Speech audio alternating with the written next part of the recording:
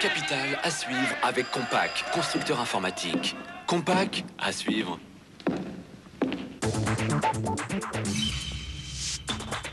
Statistique INSEE, à Noël, votre consommation augmente de 30%.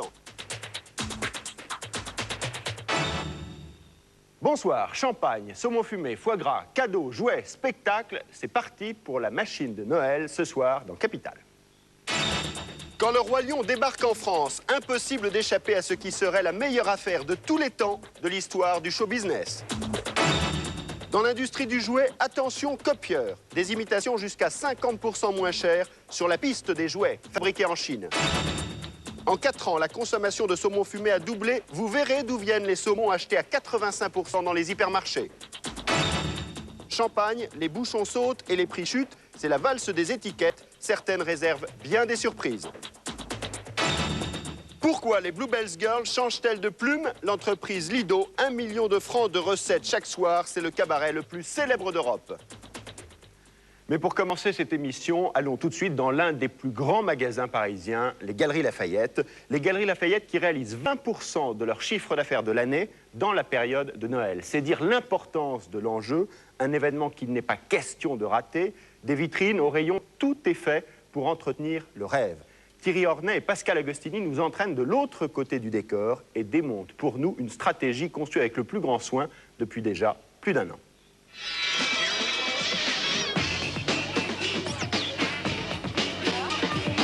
Les Galeries Lafayette, boulevard Haussmann, le plus rentable des grands magasins parisiens. Près de 100 000 visiteurs par jour, jusqu'à 300 000 en période de fête. Avant Noël, le chiffre d'affaires explose, 700 millions de francs en seulement 6 semaines, c'est 2 fois plus qu'en temps normal. Mais ces quelques semaines-là demandent plusieurs mois de préparation. Les vitrines animées, par exemple. L'un des meilleurs moyens d'attirer la clientèle pour un grand magasin. Elles sont conçues pratiquement une année à l'avance. Jean-Claude Dehix, marionnettiste, reconverti dans l'animation de vitrine. Aujourd'hui, le seul à réaliser ce genre de choses dans tout Paris. À la Samaritaine, au printemps, au BHV, les vitrines animées, c'est toujours lui. La particularité des Galeries Lafayette, c'est que l'on ne peut mettre en vitrine que de vrais jouets vendus dans le magasin. Le fabricant paie pour la vitrine. L'objectif est donc évidemment de mettre les produits en valeur le plus possible. Quand des fois, je mets l'objet dans des conditions réelles ou qui est un peu caché, on me dit on pourrait pas le mettre un petit peu autrement, c'est normal. Aux alentours de 100 000 francs, c'est le tarif pour cette formidable publicité qui sera vue par environ 600 000 enfants.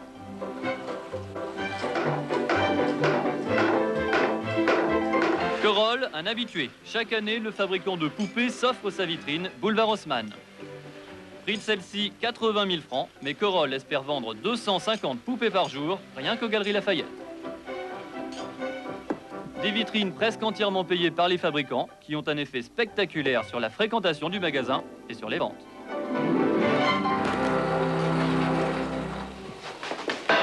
Autre vedette de Noël, le sapin de la coupole. Un sapin tout en ferraille qui culminera à 20 mètres de haut. Il faut pour assembler ce gigantesque mécano 30 personnes et 25 heures de travail. 5 km de guirlandes, 800 boules rouges et or. L'idée est simple, en mettre plein les yeux pour appâter les foules. Et ça doit marcher puisque les Galeries Lafayette investissent chaque année plus de 500 000 francs uniquement pour ce sapin monumental. Enfin, pour les fêtes, le magasin a besoin de renforts. 500 employés supplémentaires pour des contrats de 3 mois. Parmi eux, beaucoup de jeunes, employés en contrat d'orientation. Ils auront pour mission d'accueillir et d'orienter les clients. Pour être recruté, il faut avoir moins de 23 ans et aucun diplôme. Le contrat d'orientation pour les jeunes, vous avez quel âge? 19 ans. Oui, qu'avez-vous comme formation ou comme diplôme? Le CAP. Vous l'avez le CAP? C'est pour les sans diplômes. Vous avez bien lu l'annonce, c'est pour les sans diplômes. C'est une mesure gouvernementale pour les jeunes qui n'ont absolument aucun diplôme, pour leur donner une formation pratique et puissent le mettre sur leur CV plus tard. Oui, ça n'a aucun rapport avec la. Oui, ça fait rien. C'est quand même un diplôme, le CAP. Pour une fois, c'en est un. Il faut bien boutonner les gilets parce que sinon... Quelques jours de formation sommaire et en piste, tenue correcte, exigée. C'est obligatoire, on doit... Sinon, ça va gueuler, en fait. Tous les boutons boutonnés du haut en bas. La cravate est obligatoire. On doit... Sauf le dernier. On nous a dit que c'était du dernier chic. Cette année, il y a 130 gilets rouges dans le magasin, répartis aux endroits stratégiques, les entrées et les arrivées d'escalators. Gros avantage pour les Galeries Lafayette, ils constituent une main-d'œuvre abondante et bon marché. Les gilets rouges sont rémunérés entre 25 et 65% du SMIC, soit un maximum de 3 900 francs. À eux tous, ils coûtent presque moins cher au magasin que les décos de Noël. Voilà, non merci. J'ai trouvé ce petit emploi quoi, pour me dépanner au niveau financier.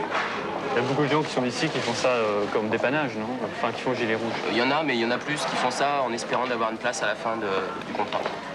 Ça arrive, ça, d'avoir des places en fin de... Enfin, oui, ça arrive. Après ce qu'on nous dit, ça arrive. L'année dernière, sur 130 gilets rouges, une dizaine seulement a obtenu à l'arrivée une vraie embauche. Yes, you welcome, bye bye. L'île Saint-Denis, dans les Hauts-de-Seine, les entrepôts des Galeries Lafayette. 65 000 mètres carrés de superficie, 15 000 de plus que le magasin. Tout ce qui est vendu en rayon est venu d'ici. Depuis la mi-novembre, la cadence augmente progressivement. Habituellement, 15 remorques suffisent. En ce moment, il en faut 30.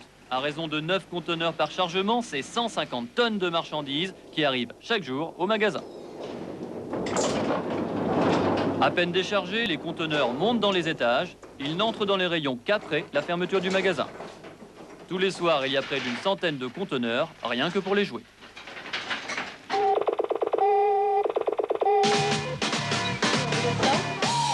Le lendemain matin, lorsque les vendeuses arrivent, elles n'ont plus qu'à installer dans les rayons les jouets livrés dans la nuit. Si leur calcul est bon, tout ou presque devrait partir dans la journée.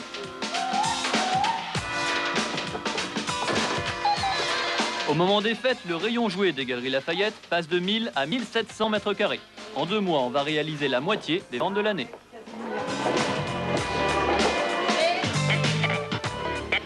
L'organisation du rayon a été pensée selon une stratégie quasi militaire. Bon, alors vous vouliez qu'on parle de plan, voilà un plan.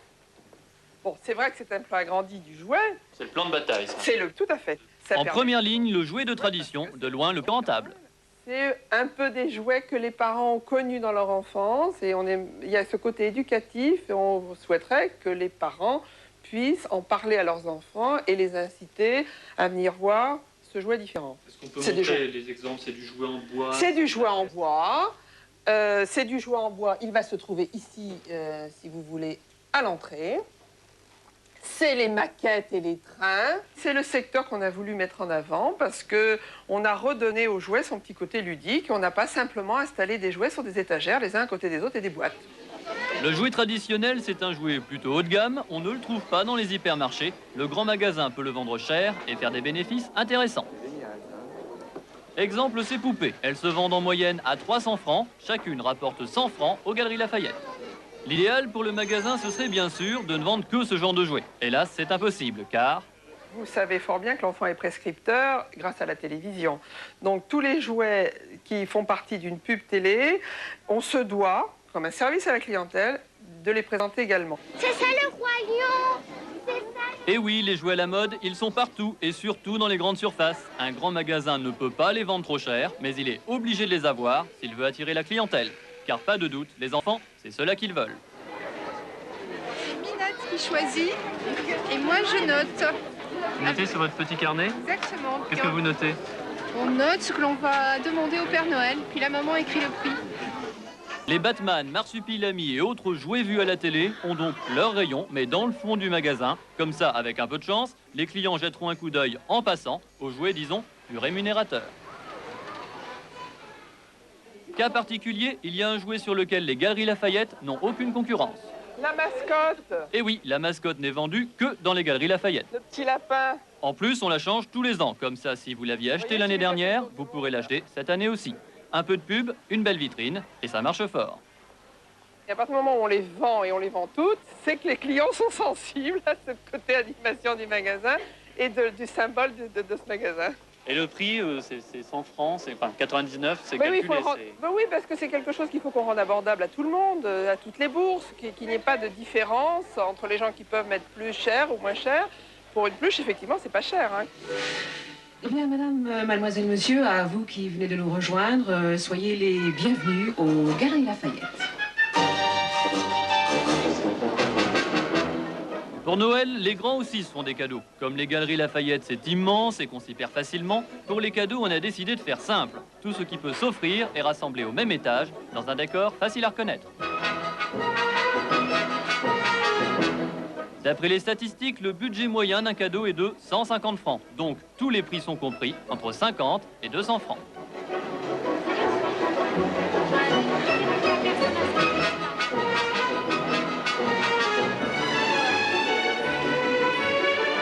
Mais le cadeau d'excellence ici, c'est le parfum. Pour les parfumeurs, un Noël raté, c'est une année gâchée.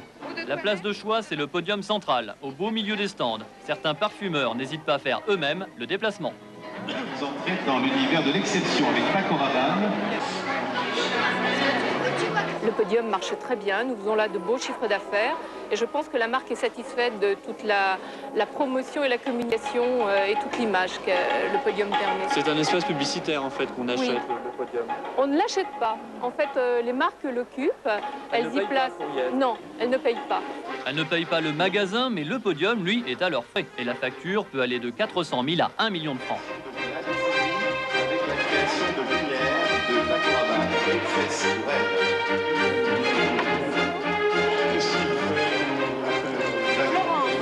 L'augmentation des ventes suffit à rendre l'investissement rentable. Quand Paco Rabanne vient dédicacer son nouveau parfum, on vend en 2 heures autant de flacons qu'habituellement en une journée. Autour du podium, les stands fonctionnent toute l'année sur le même principe. Pas de location à payer, mais le stand est aux frais de la marque, y compris le salaire des démonstratrices. Là, si nous tournons juste derrière nous, nous avons le stand de Van Cleef & Arpels qui voisine celui de Cartier. Et à côté, nous avons la LIC. Nous avons essayé de placer des univers un petit peu précieux ensemble. Il n'y a pas de mauvais emplacement. Je vais vous montrer quelque chose. Quand nous avons voulu proposer l'emplacement de Shu Uemura à des marques, pratiquement la totalité de celles à qui nous l'avons proposé se sont récusées. Parce que c'est dans le fond. Parce que c'est dans le fond, parce que c'était tout noir, parce que c'était invisible. Maintenant, lorsqu'on voit comme Shu Uemura a su crédibiliser cet emplacement, a su en tirer ce qu'il en a tiré, nous avons maintenant beaucoup de marques qui nous disent qu'elles souhaiteraient avoir cet emplacement. C'est vrai qu'il y a de quoi être jaloux. Grâce à son look très étudié, ce stand a dès la première année atteint son objectif, 5 millions de francs de chiffre d'affaires. Côté produit, la vraie vedette du rayon parfumerie en fin d'année, c'est le coffret.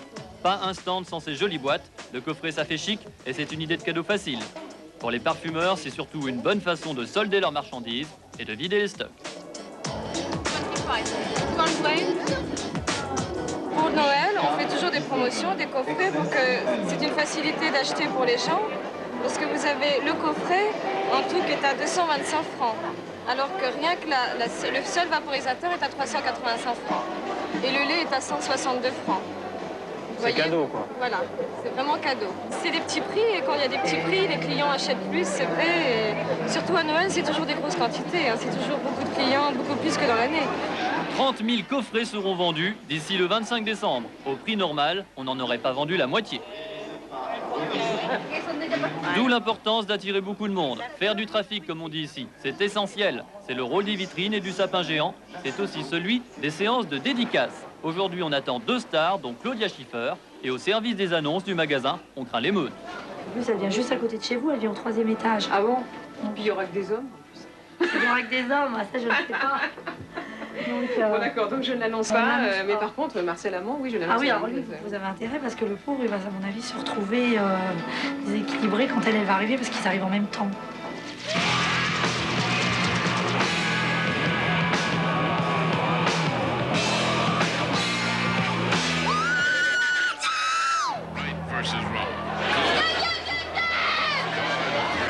On ne sait pas comment ça s'est passé pour Marcel Amont, mais pour Claudia, il y avait beaucoup de monde. Pendant plus d'1 heure, on n'a rien pu vendre dans l'étage. Mais on en parlera dans les journaux. À quelques jours de Noël, c'est une bonne publicité.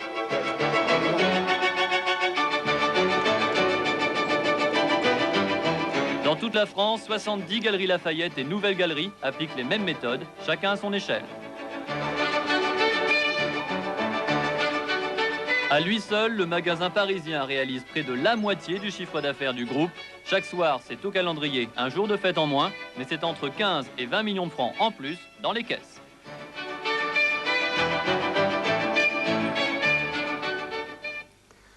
Georges Chétochine, vous analysez nos comportements Alors aujourd'hui, est-ce que la magie de Noël est telle que nous consommons obligatoirement plus pendant cette période-là de l'année? Alors c'est une période de consommation complètement folle. Les gens se laissent aller, se débrident complètement. Il faut saisir qu'ils sont venus de la rentrée, ils ont eu tous les soucis d'octobre, novembre, puis d'un seul coup, c'est Noël. Je vais vous donner un exemple. Si vous demandez à vous faire opérer en décembre, on dit non, après les fêtes. Tout est après les fêtes. Donc c'est un intervalle dans lequel on va essayer de consommer au maximum. Pourquoi? Parce qu'on a envie, entre guillemets, de s'envoyer complètement en l'air. Il faut absolument consommer, il faut vivre cette société de consommation, même si c'est Noël. Je dirais, d'autant plus que c'est Noël, on va jouer la consommation à fond. Une période complètement privilégiée du point de vue de la consommation. C'est la seule période qu'on connaisse comme ça de l'année, c'est la période la plus privilégiée, on est fou. On est plus fidèle à son point de vente, on va partout, on a le syndrome du paquet cadeau, il faut ramener le maximum, il faut avoir les produits codes, c'est-à-dire des produits essentiels, foie gras, parfum, en tout état de cause, il faut jouer au maximum à la consommation. Et plus on en met dans les vitrines, mieux c'est, plus ça marche, mieux on achètera? Oui, alors les vitrines ont un effet extraordinaire, c'est l'hypnose. Plus il y a de vitrines, plus on se sent bien, plus on a envie d'acheter, et ceci démultiplie le phénomène naturel. Est-ce que les grands magasins parisiens en France, est-ce qu'on est bon en la matière? Alors Paris est pas mauvais, mais Londres est de loin supérieur parce que là, tout le monde a compris qu'il fallait faire des vitrines extraordinaires et elles changent tous les ans, elles sont de plus en plus belles. Pourquoi? Tout simplement parce que les gens sont fous et craquent. Et alors, à Paris, bon, ça marche aussi. Alors, Noël, c'est les jouets, aussi beaucoup les jouets. On va voir tout à l'heure les jouets qui marchent, les jouets qui fonctionnent, pourquoi certains fonctionnent mieux que d'autres. C'est une part importante des achats. Il faut savoir à ce sujet que les enfants français sont parmi les plus gâtés d'Europe. Ils reçoivent en moyenne pour 1100 francs de jouets à Noël. Ça paraît absolument énorme. 1100 francs de jouets, c'est loin devant l'Allemagne, l'Italie, l'Angleterre ou l'Espagne. Et puis, il y en a un qui a mis le paquet. Vous parliez tout à l'heure, Georges Chétochine, de mettre le paquet. Il y en a un qui a mis le paquet en cette fin d'année, c'est Disney. Disney qui, avec le Roi Lion, réalise le phénomène de cette fin d'année, un phénomène exceptionnel qui fait presque oublier l'échec d'Euro Disney. Disney qui aujourd'hui gagne plus d'argent avec ses départements animation, dessins animés et produits dérivés qu'avec ses parcs de loisirs. Aladdin, l'année dernière, avait réalisé 3 milliards de francs de recettes pour Disney. Alors cette année, il fallait mettre le paquet à Noël. Le film était sorti aux États-Unis déjà. Il était resté 3 mois à l'affiche. Et puis on l'avait enlevé de l'affiche pour maintenir le désir et le ressortir au moment des fêtes. Mais en 3 mois, il s'était hissé au 6e rang de l'histoire de tous les succès du cinéma, après E.T., Jurassic Park, La Guerre des Étoiles, Maman, j'ai raté l'avion, Forrest Gump, et ensuite Le Roi Lion, donc, qui est le premier dessin animé de tous les temps au box-office du cinéma mondial. Alors, à Paris, en France, allait-il réussir comme aux États-Unis? Eh bien, on pouvait se poser la question. Aujourd'hui, la réponse, clairement, est oui. C'est un phénomène incroyable. Thierry Hornet et Marc Garnirian décodent pour nous la machine Disney, la pieuvre Disney, qui aujourd'hui a un professionnalisme tel que tout est quadrillé dans le moindre détail pour tirer le maximum de profit de ce film et surtout faire en sorte que personne n'y échappe. Quand le Roi Lion débarque en France, impossible de le manquer. Ça s'entend et ça se voit. 2 semaines d'avant-première dans le plus grand cinéma d'Europe, le Grand Rex, à Paris. Et quelques milliers de privilégiés attirés par le bruit des tam-tams médiatiques.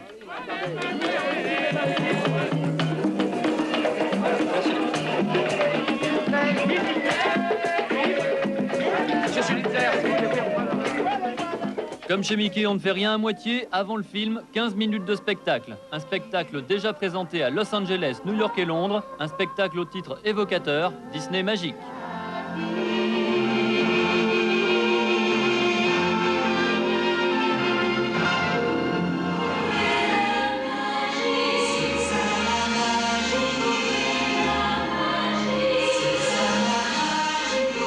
Ce spectacle a coûté la bagatelle de 4 millions de francs. Mais la facture n'est pas pour Disney. Ce sont les sponsors et les entrées qui régleront la note. Et en prime, la presse se fera l'écho de l'événement, en particulier grâce aux vedettes, gracieusement invitées.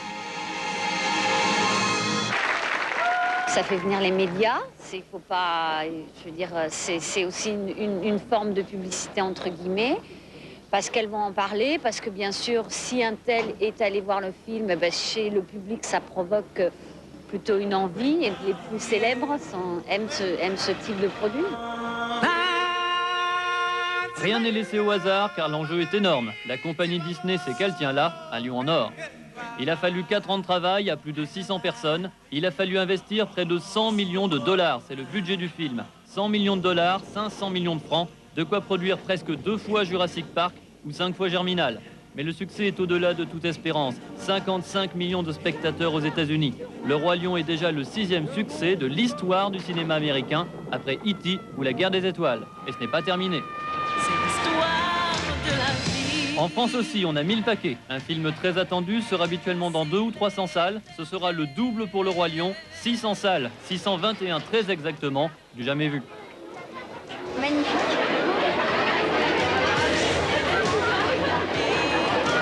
C'est trop génial. Les bureaux de la Gaumont Buena Vista à Paris. C'est cet homme qui supervise l'ensemble des salles où le film est projeté. Aujourd'hui, 23 novembre, le Roi Lion sort sur les écrans. Il y a du stress dans l'air. On attend les premiers chiffres des entrées. Vous voulez les entrées du Roi Lion à 16h, s'il vous plaît? Ne quittez pas. Merci. Eric m'amène tous les chiffres de province. 244 pour la seconde. Merci. Sur tous les chiffres que je reçois là de la province, on est partout en augmentation par rapport à Aladdin. À Marseille, 2500 clients à la première séance de 2 heures. C'est énorme. Énorme. J'ai 391 au grand écran, 208 à l'Alésia. 95 000 entrées France, première séance, c'est ça? Oui, c'est ça. Contre 65 000 pour Aladdin. Ça fait, dis-moi combien? Plus 60%. Plus 50%. Plus 50%, d'accord. C'est bien quand même. C'est pas mal. Pas mal, c'est peu dire. À la fin de la première semaine, plus d'1 300 000 personnes auront vu le Roi Lion en France. Sur le même rythme, le film peut faire plus d'entrées en un mois que les visiteurs dans toute leur carrière. Un succès écrasant. C'est la première fois que tu viens voir un Disney? Oui. Oui, c'est le ballon qui pas gentil. Oui, c'est le ballon qui voit. Nous voici chez un concurrent de Disney. Ici aussi, on s'apprête à lancer un dessin animé pour les fêtes. Little Nemo est un long métrage inspiré d'un classique de la bande dessinée. Venez nombreux pour partager les aventures de Little Nemo. Les grands réseaux n'en ont pas voulu et beaucoup de salles indépendantes l'ont également refusé. Ce n'était sans doute pas le meilleur moment pour faire une carrière. Ils ont sorti sur 620 copies, c'est vraiment le matraquage. Toutes les salles ont le Roi Lion et il n'y a plus de place pour les autres films. Oh, tu miaules. Recommence. Little Nemo, bon, actuellement, sur la sortie du 14 décembre, nous avons 2 salles et nous espérons avoir une 3e salle pour la sortie nationale.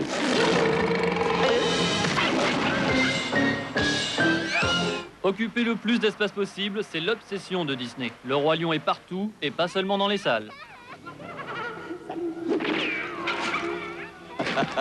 Côté grand magasin, on choisit celui qui dispose du plus grand rayon de jouets de Paris. C'est la Samaritaine. 14 vitrines animées, 300 mètres carrés de produits dérivés. Le magasin ne demande pas mieux. Les produits dérivés occupent à eux seuls la moitié d'un étage.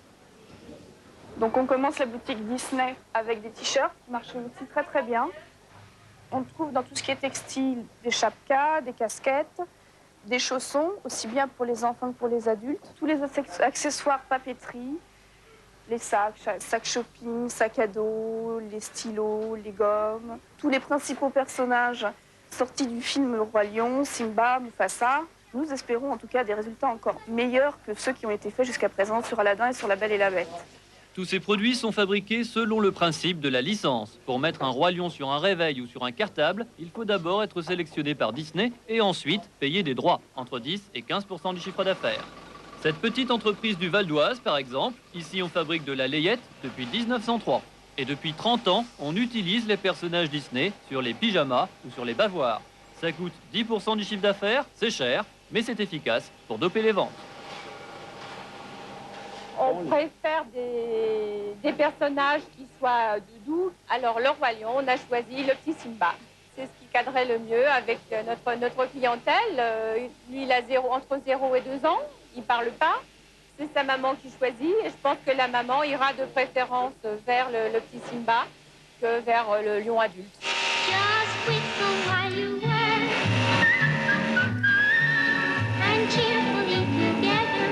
Ces bavoirs seront vendus 15 francs dans le commerce, prix sortie usine 8 francs, dont 80 centimes pour Disney. Cette entreprise lui reverse en tout, chaque année, plus de 250 000 francs. Des entreprises comme celle-ci, pour le Roi Lion, il y en a près d'une centaine en France, grosses et petites. Bien sûr, des produits sous licence, il y en a d'autres, Babar, Tintin, Astérix, mais Disney représente à lui seul 60% du marché. L'un des plus gros licenciés Disney, c'est Nestlé, le premier groupe mondial dans l'alimentaire. Nestlé a signé jusqu'en 2002. En échange des droits versés, Nestlé peut coller des rois lions sur ses yaourts, sa purée ou son chocolat. En tout, 55 millions de paquets aux couleurs du fauve. Le plus grand réseau d'hypermarchés joue lui aussi le jeu. Chez Carrefour, le roi lion est partout. Pour pouvoir utiliser les personnages du film dans ses magasins, Carrefour s'est engagé à acheter pour 40 millions de francs de marchandises sous licence Disney. Allons sur le sol, et après... Que se passe-t-il? Premier cours d'attaque. Ah, parfait. Excellent. D'attaque? Il y a... Reste surtout bien silencieux. Est-ce que vous complotez? Mufasa? Simba?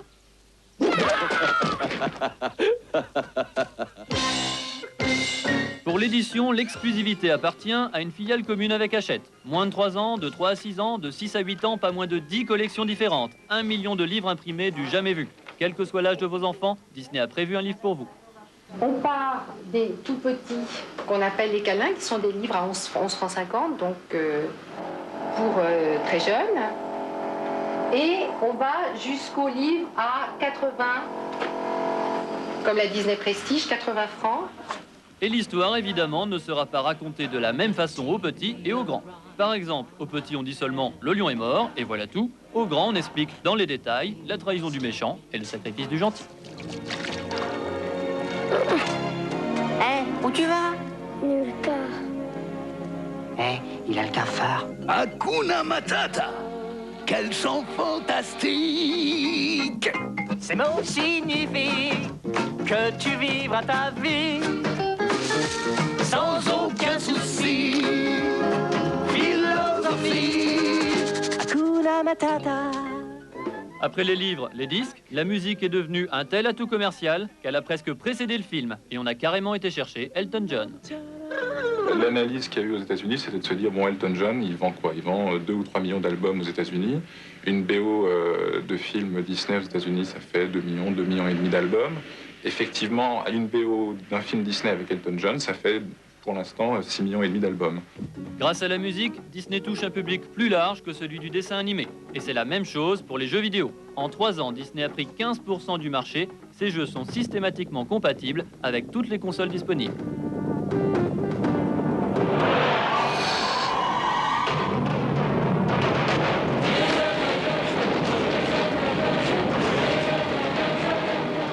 Pour exploiter le filon jusqu'au bout, Disney sort enfin ses cassettes vidéo. Celle du Roi Lion sortira l'année prochaine et comme les autres, elle ne sera disponible que pendant 6 à 8 mois. Une façon d'éviter la saturation du marché. Ainsi, Blanche-Neige est sortie 8 fois en salle et la cassette s'est quand même vendue à 2 millions d'exemplaires. Au point qu'aujourd'hui, la vidéo rapporte plus d'argent que les entrées. Non content de toute sa panoplie de produits, Disney s'est mis à les vendre lui-même. 250 Disney Store dans le monde, une dizaine en France, dont un sur les Champs-Élysées. Pas de produits en vitrine, les magasins de Mickey ne doivent pas ressembler à des magasins. Et on veut bien faire de l'argent, mais pas dire combien. En vedette, devinez qui? Le Roi Lion, bien sûr. Pour lui préparer le terrain et pour que les clients lui fassent le meilleur accueil possible, les vendeurs ont été régulièrement mis à l'épreuve. Une demi-heure de formation obligatoire, et ce, chaque semaine. Si c'est raconté par Claude Brasseur et celle-là aussi. On fait ça sous forme un petit peu de jeu, on essaye d'animer ça. Il y a différents personnages. Alors si Sylvain travaille avec moi et que je suis en train de le former, une des questions que je vais lui demander, c'est de me donner les noms des personnages, par exemple. Alors, on a Scar, on a Simba, on a Lion Head, Zazu. Donc là, on connaît tous les personnages. Des magasins comme celui-ci, on en construira 10 supplémentaires rien qu'en France l'an prochain et 50 d'ici l'an 2000. Tous préparent d'ailleurs déjà la prochaine opération. Dans quelques mois, pour Pâques, les 101 Dalmatiens ressortiront dans les salles. Ils s'apprêtent à détrôner le lion. Voilà le genre de concurrence qu'encourage Disney. C'est bon pour le commerce et ça reste en famille. Hey! Où vas-tu? Reprendre ma place! Viens! Sauve-toi! Sauve-toi vite!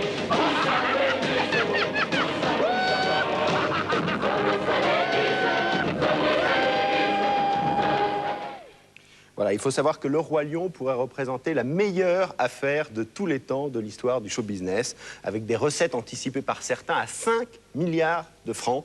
pour un film qui a coûté 500 millions. Mais il y a aussi là tous les produits dérivés. Et effectivement, quand il y a un phénomène de mode comme celui du Roi Lion, beaucoup sont tentés de se glisser dans le sillage. Et alors là, par exemple, il y en a qui sont assez habiles. Cette cassette vidéo, Léo le Lion, roi de la jungle. Cela n'a rien à voir avec le Roi Lion. Ce n'est pas du tout la même histoire, mais l'effet est assez trompeur. Nous reviendrons tout à l'heure sur les copies. Armelle Le Bigot, vous analysez le comportement des enfants. En quoi le succès du Roi Lion vous paraît-il significatif?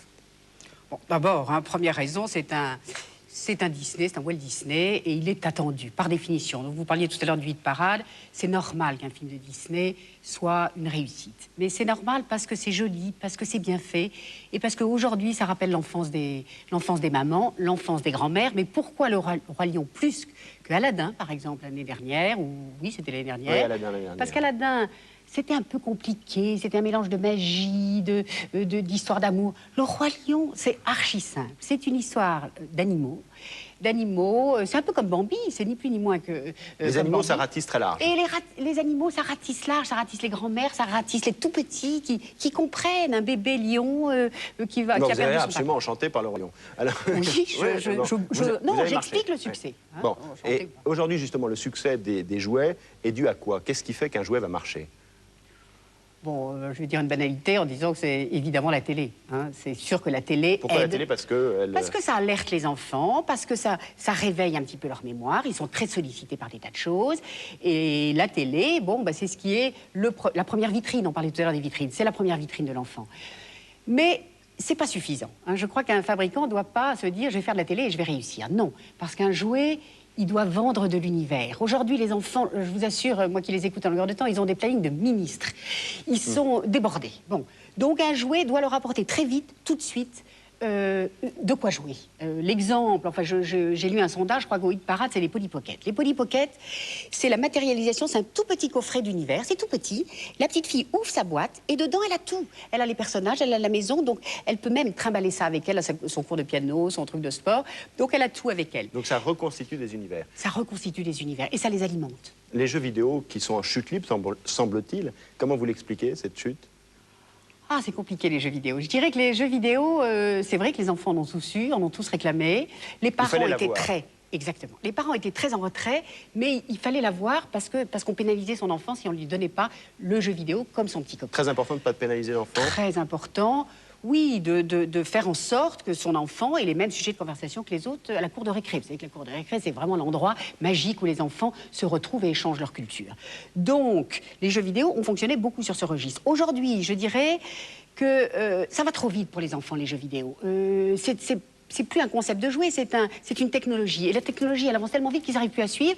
Et puis surtout, moi, ce qui me paraît être une explication du fait que ça commence à décliner, c'est que ça a été récupéré par les adultes. Et s'il y a quelque chose que les enfants détestent, c'est que les adultes récupèrent les choses qui étaient faites pour eux. Aujourd'hui, il ne semble plus y avoir de surprise en matière de cadeaux pour les enfants. Ils disent qu'à 77%, qu'ils auront à Noël le jouet qu'ils avaient demandé. Ça tue la magie un petit peu. Oui, enfin, il y a peut-être pas besoin de magie, mais la magie peut être ailleurs, mais... Oui, mais ça, écoutez, ça, honnêtement, ça ne choque pas. C'est pas du tout ce sont forcément... Ce sont eux qui décident, c'est ça. C'est eux qui décident, mais je dirais avec la bénédiction des parents, et sincèrement, je les comprends. Vous savez, on a parlé de crise tout à l'heure, même si c'est Noël et qu'au moment de Noël, on y pense moins, les jouets coûtent très cher et que les parents ne peuvent pas se permettre de faire une surprise qui, le lendemain de Noël, leur reviendra à la gueule de l'enfant qui dira « c'est nul, ce que m'a amené le Père Noël, c'est nul ». Bon, et c'est d'autant plus insupportable que le jour de Noël, et chez Dauchine l'a expliqué tout à l'heure, ça doit être la réussite totale. Et un enfant malheureux le jour de Noël, c'est insoutenable pour les parents. Alors, il y a des indémodables. Il y a des indémodables qui sont attaqués. C'est Barbie, la poupée star. Barbie, il y a une boîte de Barbie, là. 250 francs, cette Barbie. La petite sœur, Cindy, qui est arrivée, chercher la différence, 170 francs. Pourtant, Barbie résiste. Barbie résiste à l'offensive de Cindy, qui est une véritable offensive orchestrée par le #1 mondial des jouets. Alors, pourquoi Barbie résiste? La saga du jouet le plus vendu au monde, c'est un reportage d'Anne-Marie Benoun. Au cœur de Los Angeles, la forteresse Mattel, #2 mondial du jouet. Jalousement gardé derrière ses murs, un bijou en vinyle, mais qui rapporte chaque année 1 milliard de dollars, 5,5 milliards de francs, soit 35% du chiffre d'affaires du fabricant. Barbie, une figure presque mythique qu'on ne déshabille pas en public. J'ai oublié de faire quelque chose. Une petite minute, s'il vous plaît. Je ne suis pas censée la montrer toute nue. Je vais lui mettre un bandeau sur la poitrine. Nous n'aimons pas montrer Barbie toute nue.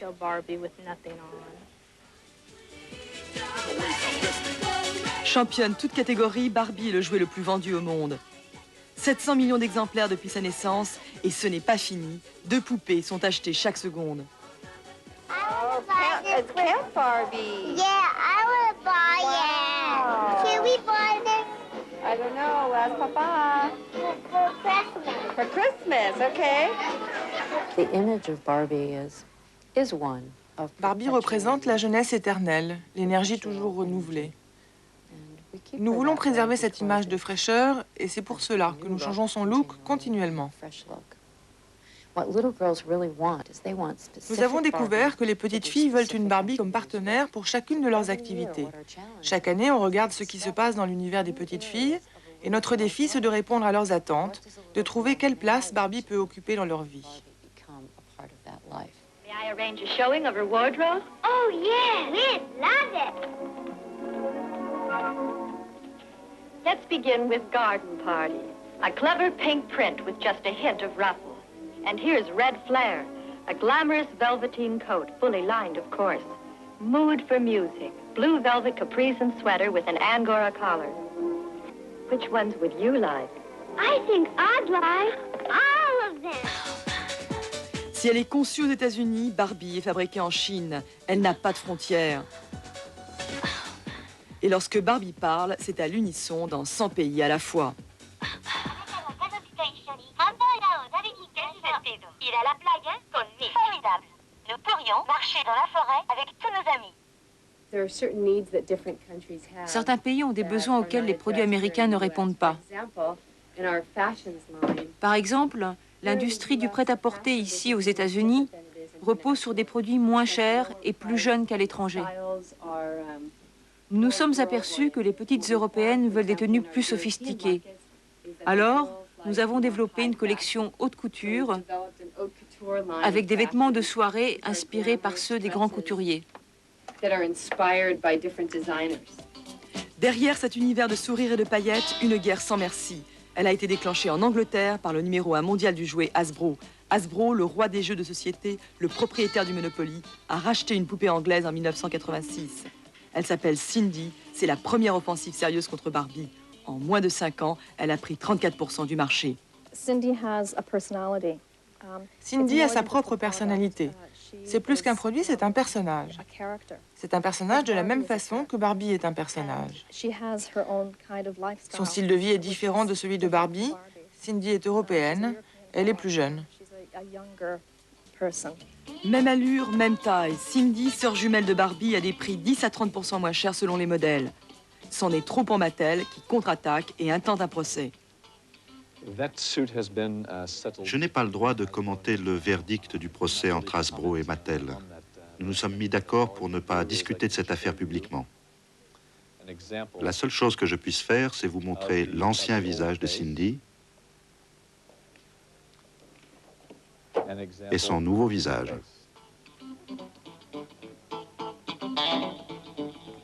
Aucune différence perceptible? Peu importe, les deux fabricants sont satisfaits, la guerre est lancée. Pour pénétrer sur le marché de la poupée mannequin, la meilleure stratégie, c'est de trouver une nouvelle combinaison, un nouveau concept. Vous avez ici, par exemple, une poupée mannequin. Ce n'est pas la première poupée mannequin. Ce chien, ce n'est pas le premier chien mécanique. Mais personne n'avait jamais pensé à les mettre ensemble. Et quand on les a mis ensemble, on a gagné le gros lot. Et voici le modèle le plus vendu de Cindy. Avec une pub habile, regardez bien, la main tient la poupée, car seul le chien marche. Aujourd'hui, l'électronique fait vendre et toutes les innovations sont payantes. Tout ce qu'on rajoute sur une poupée coûte de l'argent. Sur celle-ci, par exemple, on a dû passer plusieurs couches de peinture pour arriver à ce maquillage. Plus les cheveux sont longs, plus ça coûte cher. Une poupée comme celle-ci a un mécanisme très complexe et ça devient compliqué à réaliser. J'ai assisté à l'assemblage de cette poupée dans l'usine de fabrication en Asie et je peux vous dire que rien que pour ce modèle, 300 personnes travaillent sur la chaîne de production. Voilà la première poupée mannequin qui peut vraiment nager. Je vais vous montrer comment elle fait.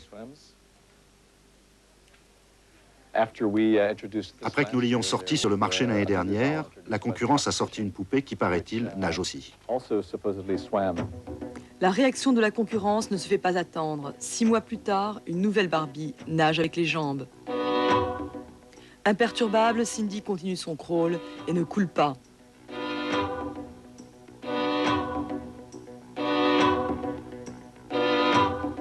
La France, bastion européen de la poupée mannequin. On y vend pour 600 millions de francs chaque année. C'est le 3e marché mondial. Ici, Barbie reste très largement en tête. Pour trouver Cindy chez Toys R Us, il faudrait presque la chercher. Elle se cache derrière un poteau. Elle n'est pas planquée, elle est nouvelle, donc il faut qu'elle fasse ses preuves et elle grandira comme les autres poupées. Et pour nous, c'est bien d'avoir une marque concurrente. Plus nous avons de produits et plus nous sommes satisfaits, plus la vente consommateur sera aiguisée. Notre concurrent a été probablement aussi surpris que nous de l'adhésion complète de toute la distribution française. Vous croyez que Mattel France vous prend au sérieux? J'ai l'impression qu'ils doivent commencer à nous prendre au sérieux, ne serait-ce qu'en voyant les parts de marché des premières parties de l'année. Cindy, c'est un valeureux concurrent. Et ça représente, ça fait partie des concurrences normales que nous avons pour Barbie. Vous savez qu'il n'y a pas que Cindy. Cindy doit représenter environ 4, peut-être 5% de parts de marché par rapport à 85% pour Barbie. Pour la première année, 1994, nous espérons faire 15% de parts de marché. Votre concurrent dit 5. On fera les comptes à la fin de l'année. En France, Cindy a aujourd'hui pris 15% du marché de la poupée. Si on laisse de côté les accessoires, domaine où Barbie impose toujours sa loi. Barbie laissera-t-elle Cindy entrer dans son fief américain? Là-bas, la poupée, véritable star, est presque devenue un objet de culte qui fait déjà la fortune des collectionneurs. Comme Joe Blitman, passionné et homme d'affaires, il publie un Argus Barbie distribué dans 18 pays et produit même une cassette vidéo qui fourmille de conseils pratiques pour préserver la magie.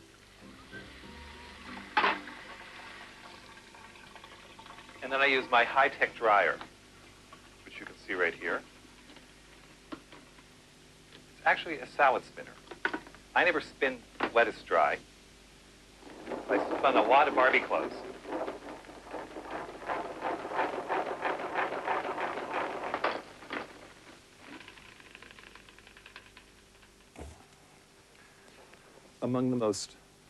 Dans l'histoire de Barbie, les coffrets cadeaux sont parmi les objets les plus chers. À l'origine, celui-ci coûtait 20 $ en 1964. À l'époque, une bicyclette coûtait 25 $. C'était donc très très cher. Aujourd'hui, ce coffret vaut quelque chose comme 3 000 $, s'il est dans cet état, toujours dans son emballage. C'est très difficile de trouver des modèles d'origine, car ils n'en ont produit que 350 000. En voilà un. On pouvait les trouver sur le marché entre février et septembre 1959. Cette poupée avec sa boîte et le présentoir, qui est pratiquement aussi rare que la poupée, vaut probablement entre 4 000 et 5 000 $. Je ne crois pas qu'il s'agisse d'un passe-temps fantaisiste. Cela est devenu beaucoup trop cher. Pour certains, c'est surtout un moyen de placer leur argent. C'est peut-être même trop. Ça gâche le plaisir. Quelques collections valent même plusieurs millions de dollars. Pouvez-vous nous dire combien vaut votre collection? Non, je ne vous répondrai pas. Je ne veux pas devenir une cible. Il y a eu beaucoup trop de vols récemment. Parler d'argent me rend vulnérable. Barbie, véritable objet de culte, de collection, c'est l'un des seuls jouets au monde qui soit dans ce cas. Mattel, le fabricant de Barbie, dit qu'il y a plus de Barbie dans les foyers français que de brosses à dents. C'est de la tox, ça. Non, c'est vrai, de même qu'est vrai l'histoire du fameux club des amis de Barbie, 300 000 petites filles adhérentes, je peux vous dire que ça fait rêver tout le monde, mais c'est l'illustration de ce qu'il y a un univers autour de Barbie, et que ça, les petites filles, elles aiment, elles en ont besoin. Enfin, plus de Barbie que de brosses à dents, c'est quand même un petit peu inquiétant. Alors, on va poursuivre cette exploration dans le monde des jouets avec un phénomène tout à fait étonnant, ce sont les copies. Les copies, là, par exemple, regardez, Power Rangers, un jouet très à la mode, et juste à côté, l'imitation, 30 à 40% moins cher, très difficile de reconnaître le vrai du faux, des différences de prix spectaculaires qui peuvent tromper les enfants. Nous y revenons dans un instant après une page de publicité. Sur la piste des copieurs, nous irons jusqu'à Hong Kong, la capitale mondiale du jouet. Saumon fumé, c'est la valse des prix. Que cachent les étiquettes? L'entreprise Lido, mais pourquoi les Bluebell Girls changent-elles de plume?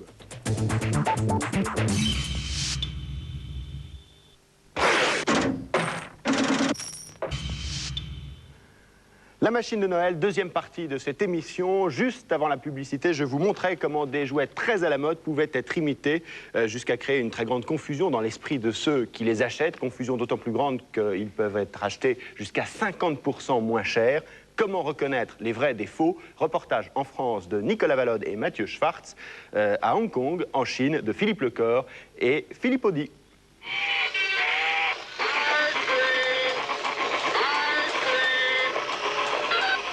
À droite, William Chamla, directeur général. Que les skieurs. À gauche, Victor Chamla, président directeur général. Ici, on aime les jouets et on travaille en famille. Les Chamla ont fait fortune en fabriquant des cadeaux Bonux. Cette machine a été achetée en 1957 à l'arrivée de nos parents qui avaient été chassés d'Égypte en tant que Français. À cette époque-là, nous avions 7-8 ans et quand on nous achetait des Bonux, on voulait le petit jouet qu'il y avait dedans. C'est cette machine-là qui les a produits. Cette machine est bien la seule qu'on trouve encore ici. Située à quelques kilomètres de Marseille, la MGM, la société des frères Chamla, ne fabrique plus rien. Ils ont toujours des jouets en stock, mais ils ont changé de métier. Les Chamla sont devenus importateurs, ils revendent des jouets qu'ils vont chercher essentiellement en Asie. Leur spécialité, les articles pas chers, toujours à moins de 100 francs prix public, et si possible, portés par la mode. Mais il faudra ruser, car ce n'est pas à eux qu'on va confier la licence de Disney ou du dernier film de Spielberg. Les grands du jouet passent toujours avant. Les leaders promettent beaucoup plus à quelqu'un qui émet une licence que nous, ce qu'on peut promettre. C'est-à-dire que quand vous prenez un grand du jouet qui va prendre Jurassic Park en licence, il va déjà donner un minimum, je dirais, obligatoire que nous, on ne peut pas donner. Impossible d'avoir la licence, tant pis. Ils vont se mettre dans le sillage des leaders. À la sortie de Jurassic Park, la famille Chamla est sur le coup et sort, elle aussi, son dinosaure. Ça ne gêne personne. Notre dinosaure est un dinosaure complètement dinosaure. Le voilà, c'est un dinosaure. Il n'est pas marqué, il ne fait référence qu'à un animal qui était un dinosaure. Il était une fois. L'année de la petite sirène, le film de Walt Disney, Taiko commercialise le vrai personnage du film. La petite sirène de Walt Disney. Et voilà sa cousine, commercialisée par les frères Chamla. Les importateurs s'inspirent aussi des grands classiques du jouet. Exemple, Mélodie, c'est la version Chamla de la poupée Barbie. L'ennui, c'est qu'à force d'imiter les jouets en vogue, on s'approche parfois un peu trop des originaux. Et ce sont alors les gendarmes qui viennent rendre visite à la famille Chamla. Visiblement, tout le monde n'a pas la même conception de la mode. Il y a quelques années, quand quelqu'un a créé les pattes d'éléphant, le lendemain, 1000 couturiers se sont mis à faire des pattes d'éléphant. C'est pas pour autant qu'on a mis 1000 personnes en contrefaçon et en copie et au tribunal, et ben c'est pas possible. Chez Bandai, on n'apprécie pas du tout. Bandai, c'est une société japonaise, un poids lourd du jouet. Ici, quand on mise sur un produit, on sort la grosse artillerie. Goldorak, c'est eux, les Tortues Ninja aussi. Un nouveau robot sur le marché, c'est de la publicité et du marketing. C'est surtout plusieurs millions investis dans une série télé qui va faire la promotion du produit. Nous, c'est notre stratégie, c'est notre point fort, c'est-à-dire que c'est toujours une série télévisée qui montre le concept à tout le monde et sur lesquels on s'appuie pour développer nos jouets après. Leur dernier super-héros, les Power Rangers, qui font déjà un malheur aux États-Unis. En France, cette gamme représente les 2/3 du chiffre d'affaires de Bandai. Il ne faut pas rater son coup, ce type de produit a une durée de vie d'environ 3 ans. Mais Bandai estime que près de 15% du marché lui est soufflé par des importateurs copieurs qui ne prennent aucun risque. Donc ça, c'est l'original, la figurine, donc le héros, un des héros de notre série. Et puis apparaît, après succès seulement, un produit fortement inspiré. La stratégie de ces sociétés-là, c'est en fait de se mettre dans notre mouvance, en fait, de profiter de notre succès et de notre publicité pour mettre sur le marché des produits similaires qui peuvent être confondus par le consommateur non averti. Là. Ah bah non, c'en est pas ça. Si, c'est des Power. C'est des Power. Ah ouais, mais c'est des Power Hero ça. Bah ouais, mais c'est comme les Power Rangers, ça. Ah ouais, mais c'est pas les vrais. Bah, c'est pas les Vous vrais. êtes fait avoir. Ah. Ah, ben c'est à côté. Ah non, c'est marqué Mega Ranger celui-là. C'est une imitation, ça. Et bah, tu l'avais pas vu que c'était une imitation, tu m'as dit que c'était... Si, c'est grillé. À quoi ça se voit? Il n'y a pas de cils là au milieu. L'original, c'est lequel? C'est celui-là. D'accord. Donc ça fait une différence du double. Simple au double. D'accord. Et vous vendez... Chacun prend ce qu'il veut. Chacun prend ce qu'il veut, mais les commerçants font une plus grosse marge sur les imitations. Ce produit-là qui est vendu 30 francs et celui-là qui est vendu 60. Sur le produit vendu 30 francs, vous allez gagner à peu près 10 francs. Oui. Et sur le gagné 60... Je ne gagne pas 20 francs. Vous gagnez pas 20 Je gagne francs. pas 20 francs. Non. Vous gagnez... 16 ou 17, enfin, vous voyez. Et parmi les différentes versions du Power Rangers, on en retrouve une commercialisée par les frères Chamla, le Power Hero. Le mot lui-même de power, c'est la force. Donc un robot qui a de la force, bon, je vois pas en quoi on peut dire qu'on a copié ou plagié sur un produit de ce type. Faut être futé quoi pour faire votre métier. Hein. Ah, il faut être futé, il faut avoir du feeling, il faut suivre. Hein. Hong Kong, la capitale mondiale du jouet. Les 3/4 des articles transitent par ici. Dans cet immense centre de commerce, toutes les multinationales ont des représentants. À quelques kilomètres de là, les jouets sont fabriqués en Chine. Mais c'est ici qu'on rencontre les fabricants, qu'on négocie, qu'on déniche les nouveautés. Les hypermarchés Carrefour et Leclerc y ont même un bureau. Exemple type du sous-traitant chinois, Samson Chan. Sa société possède le plus grand showroom d'Asie, 300 000 jouets sur 10 000 m². Il travaille pour les grandes marques qui réalisent la moitié de son chiffre d'affaires. Il a par exemple fabriqué des Power Rangers. Mais il travaille aussi à son compte pour des petits importateurs ou des grandes surfaces. Et là, Samson Chan assure qu'il ne fait jamais de copies. Et ça, par exemple, ça ressemble à des Barbies? Oui. Et c'est vous qui les faites? Oui, c'est nous qui les fabriquons. Ça ressemble à des Barbies, mais ce n'est pas des Barbies. Mais tenez, venez plutôt voir mon directeur, là. Sujet embarrassant, car en fait, tout est mélangé. Tous les jouets sont fabriqués dans la même zone, à quelques kilomètres de Hong Kong. C'est le début de la Chine, le Far West moderne. Les routes sont bordées d'usines qui poussent comme des champignons. Les patrons qui habitent Hong Kong payent leurs employés 300 francs par mois. Quitte à s'entasser dans des dortoirs, on vient ici de province chercher du travail. La plupart des usines travaillent à la fois pour de grands industriels du jouet et pour leur propre compte. Alors d'une chaîne à l'autre, les idées circulent vite, même si on se défend toujours de faire des copies. Andrew Sive, 26 ans, dirige l'usine Navy. Sa dernière idée, un lecteur de CD en plastique, un jouet suffisamment compliqué pour espérer ne pas être copié trop vite. Mais le principe est lui-même inspiré d'un jouet de chez Sony. En fait, dans n'importe quel secteur, on va chercher des idées chez les autres. Et je crois que s'inspirer de la concurrence, ça c'est inévitable. C'est la loi du commerce. Mais copier les autres, ça non, il ne faut pas le faire. Dans la région, on prépare déjà Noël de l'année prochaine. Les jouets de cette année sont finis depuis longtemps.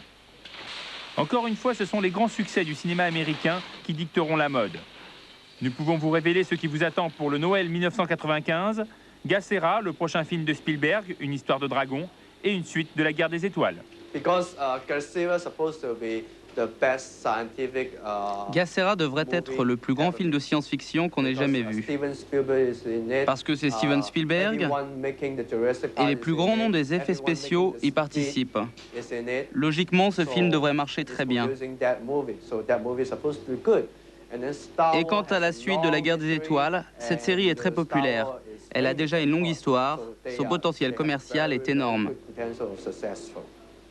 Andrew Sive promet qu'il ne fabriquera ses produits que s'il obtient la licence. Mais comment en être sûr dans un pays où on sait presque tout imiter? Regardez, la Tour Eiffel en Chine. Les copies de jouets sont de plus en plus nombreuses et leur qualité ne cesse de s'améliorer. Je dirais que l'évolution actuelle va vers des produits qui sont de qualité relativement correcte. Les imitateurs ont fait des progrès? Oui, ils ont fait des progrès à deux niveaux. Ils ont fait des progrès, donc, premièrement, au niveau de la qualité et deuxièmement, au niveau de l'intelligence des copies. C'est-à-dire que ce genre de cas, si vous voulez, ça reste maintenant un anachronisme. On est plutôt dans des cas, par exemple, ce cas-ci, je ne sais pas où est le... Voilà, ce cas-ci, si vous voulez, qui sont des copies plutôt intelligentes. C'est le même style. C'est de la copie intelligente, si vous voulez. Et ça pose juridiquement des problèmes beaucoup plus difficiles parce qu'en fait, le contrefacteur se situe sur le fil du rasoir entre, si vous voulez, le parasitisme et la liberté du commerce et de l'industrie. Aujourd'hui, pas facile pour un consommateur de s'y retrouver dans les rayons entre les originaux et les copies. Pour une marque, la meilleure protection reste l'originalité. Le jouet est alors protégé par le droit d'auteur. Si vous voulez être protégé par rapport à quelque chose, vous devez prouver que, si vous voulez, la création que vous avez marque, comment dire, le caractère personnel de l'inventeur, de l'auteur. Ce qui est le cas, par exemple, pour ce nounours. Quand on veut faire un hippopotame, on n'est pas obligé de le faire nécessairement comme ça. Même les grands classiques ne résistent pas à la copie. Lego, l'entreprise danoise, le seul des poids lourds du jouet à produire encore en Europe, fait face à de la vraie contrefaçon. La marque est attaquée. Voilà par exemple une boîte. Vous voyez tout de suite que c'est une boîte de Lego. Eh bien voilà donc ce que certains ont développé, comme vous pouvez constater, avec beaucoup d'imagination et beaucoup de créativité. Alors, on le trouve sur le marché français? Non, on ne le trouve pas sur le marché français. Ça vient de l'Extrême-Orient. Mais alors, c'est vraiment pour tromper le consommateur. Un importateur malin avait même retourné le logo de Lego. 0937, c'était le nom de sa société. Mais le gros problème de Lego, c'est que leur brevet industriel est tombé dans le domaine public après les avoir protégés pendant 20 ans. Ce brevet permettait d'attacher les briques entre elles. Du coup, aujourd'hui, certaines sociétés fabriquent des briques compatibles avec Lego. À droite, une brique Lego, à gauche, une brique Megablox. Grâce à des briques qui s'emboîtent parfaitement avec celles de Lego, Megablox fait aujourd'hui 1 milliard de chiffre d'affaires dans le monde. Cette société, créée par un Canadien, en fait même un argument de vente. Aux États-Unis, elle a le droit de marquer sur ses boîtes « compatible avec Lego ». En France, les deux sociétés sont en procès. Elles n'ont pas voulu s'exprimer sur le sujet. En attendant, Megablox est entré dans les rayons. Voici un baril de Lego, 400 pièces pour 160 francs. Voici l'équivalent Megablox avec moins de variété mais 3 fois plus de pièces pour 139 francs. Aujourd'hui, on leur offre l'opportunité de pouvoir acheter un baril de jouets de briques de construction à un prix tout à fait intéressant et qui sera accessible à leur bourse. Et ce n'est pas le cas pour Lego. Je crois qu'aujourd'hui, on n'a pas le droit de vendre exclusivement des jouets de marque réservés à un certain portefeuille. Lego garde tout de même plus de 80% du marché. Et ce sont ces nouveautés, actuellement 60 par an, qui lui permettront de faire la différence. Mais comment le faire savoir? En début d'année, nous avons fait un sondage. On a montré une brique comme ça à des consommateurs, bien sûr, en effaçant le mot Lego dessus. 82% des personnes auront demandé qu'est-ce que c'est. 82% des personnes auront répondu c'est Lego. Ça signifie donc que cette brique en elle-même est devenue une marque au même titre que le mot Lego. Et c'est ça que nous voulons défendre. Vous êtes en train de devenir un nom générique, on va dire un Lego comme on va dire un frigidaire. Justement, non, disons, c'est ce contre quoi on se bat, puisque vous prenez l'exemple de frigidaire, on achète un frigidaire Philips. Donc on ne voudrait pas que ce nom devienne un nom générique et qu'on achète des Lego X ou Y.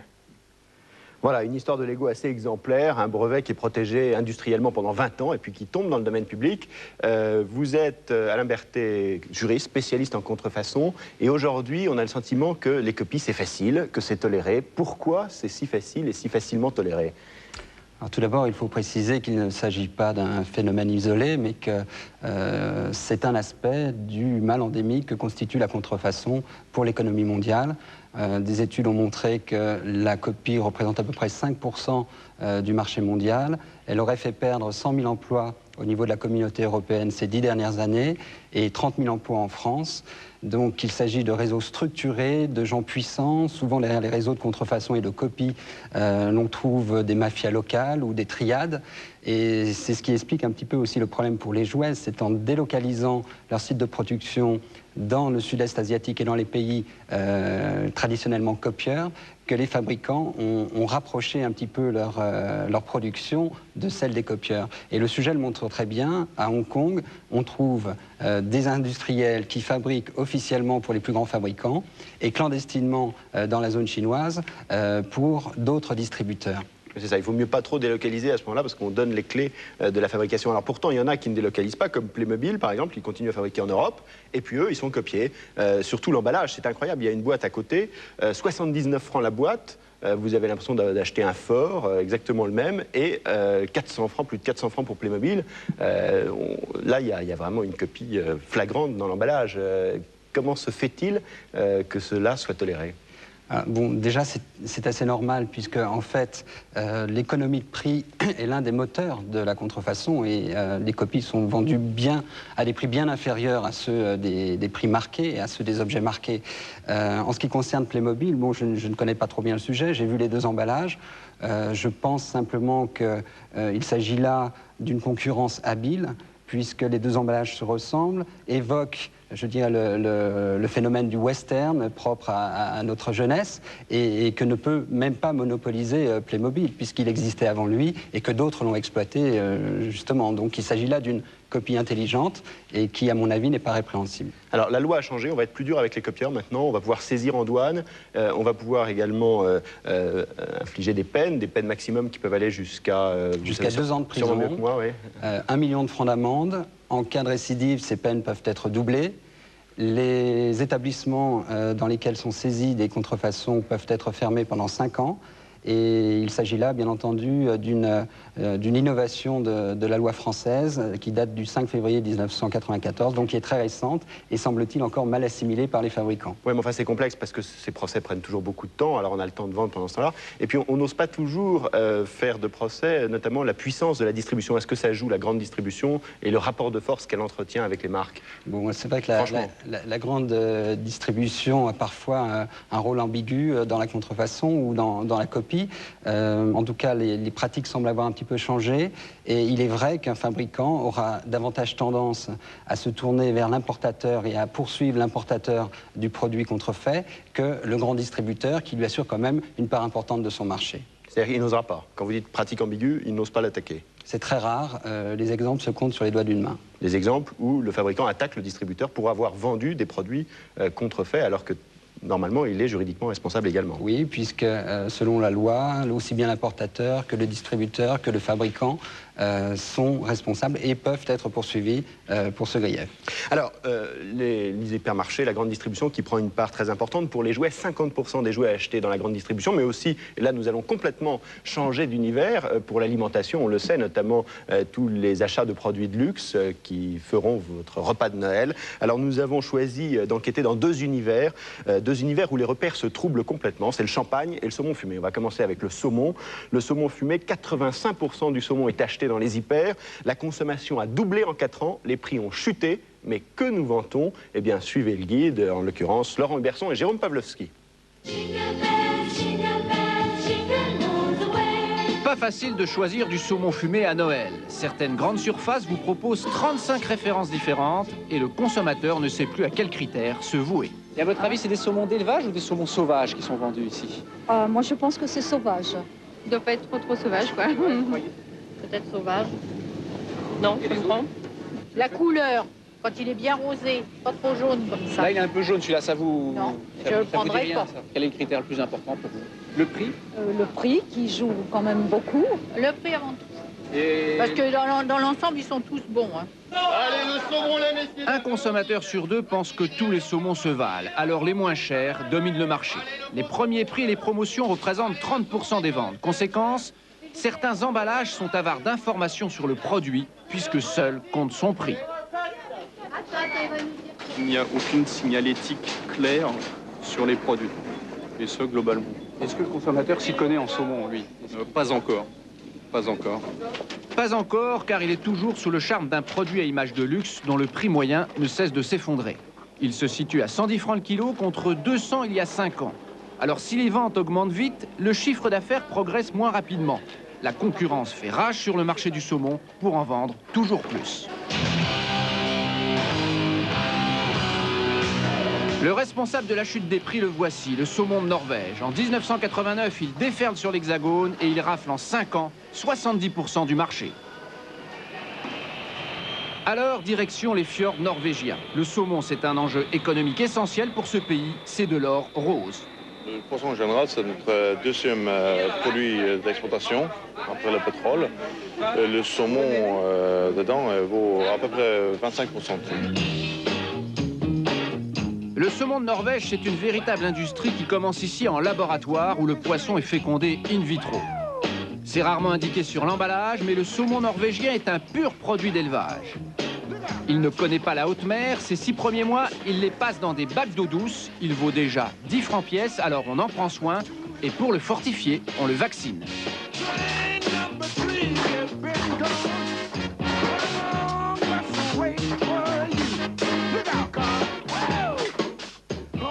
C'est seulement après qu'on le transporte ici dans les fermes d'élevage. Il y en a 900 répartis dans les fjords. Marit, 26 ans, en dirige une. Sous ses ordres, 5 ouvriers et à eux 6 une rentabilité déjà élevée. Ils produisent chaque année l'équivalent de 3% du marché français du saumon. La clé de l'élevage, c'est l'alimentation. Des croquettes expédiées à travers ces tuyaux jusqu'au bassin. Les quantités sont réglées par ordinateur pour nourrir au gramme près les 2000 tonnes de saumon qui séjournent chaque année ici. Vous pouvez en manger, vous? Normalement, on peut en manger. C'est un produit naturel, disent les Norvégiens. Une sorte d'engrais à base d'huile de poisson. Oui, apparemment, ça a l'air bon. En fait, pas trop. Mais c'est surtout efficace pour gaver les saumons. Grâce à ces engrais, les Norvégiens ont divisé le temps de production du saumon par 2. Ils seront engraissés et pêchés plus ou moins rapidement en fonction des prix à l'exportation. Quand les prix sont bas, les Norvégiens les gardent plus longtemps dans les bassins. Et quand les prix remontent, comme maintenant avant Noël, le saumon est engraissé et pêché plus vite. Vi fick fisken på juni 93 så veide den 50 gram. En juin 93, c'était à 50 grammes. Et maintenant, il pèse combien? Og nå på tungen nå? Nå veier den ca. 5,5. 5,5 kilo. À peu près 5,5 kilos. La pêche terminée, le poisson est transporté par bateau jusqu'à l'usine. Il est aspiré dans ce tuyau gris pour arriver directement dans les mains de l'abatteur.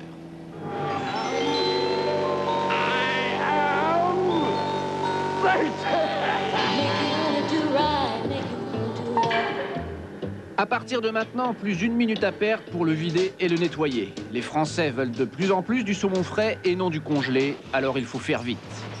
C'est ainsi qu'en 5 ans, le prix du kilo à l'exportation a chuté de 100%. Le saumon s'est démocratisé, mais les acheteurs français n'ont pas toujours été très regardants sur la qualité. À une période, tout le monde s'est lancé dans la guerre du prix sur le saumon fumé et on est arrivé à des niveaux qualitatifs qui n'étaient pas très raisonnables. Mais maintenant, c'est promis juré, on ne casse plus les prix et on joue la qualité. Les distributeurs vont eux-mêmes en Norvège choisir les saumons selon un cahier des charges très précis. Celui-ci est vendu 100 francs. Celui-ci est vendu 150 francs le kilo. Aujourd'hui, on travaille sur la nourriture, sur le nombre de saumons dans l'eau au mètre cube, de façon à éviter que les saumons se battent entre eux, soient trop serrés les uns les autres. Donc ça permet aux saumons de se développer normalement. Ça fait partie du cahier des charges que nous avons quand nous rencontrons des fermes en Norvège. Ainsi, les différences de prix proviendraient d'abord des différences d'élevage, mais rien ne l'indique sur l'emballage. En revanche, on peut y lire des appellations surchoix, prestige ou traiteur, mais attention, elles ne sont pas réglementées, chaque fabricant indique ce qu'il veut. La différence porterait cette fois sur le fumage. Une opération réalisée en France, direction la Bretagne, chez un fumeur industriel, la SCAB. Ici, on fait du volume, 35% de croissance par an, essentiellement grâce à la chute des prix du saumon norvégien. La SCAB fait du premier prix à 100 francs le kilo, comme des qualités à 160. La différence, c'est une question de temps de production. Et regardez la couche blanchâtre sur le filet rose, c'est du déchet. Plus on prend le temps de le retirer, plus le saumon sera bon. Mais plus il est préparé à la va-vite et plus il reste de déchets, il pèsera plus lourd, mais il sera moins bon. Même démarche pour le salage. Rapidité oblige, il est rarement fait à la main. Cette machine injecte 97% d'eau et 3% de sel dans le saumon. Le filet est plus gonflé et il pèse encore un peu plus lourd. Un procédé courant pour les premiers prix.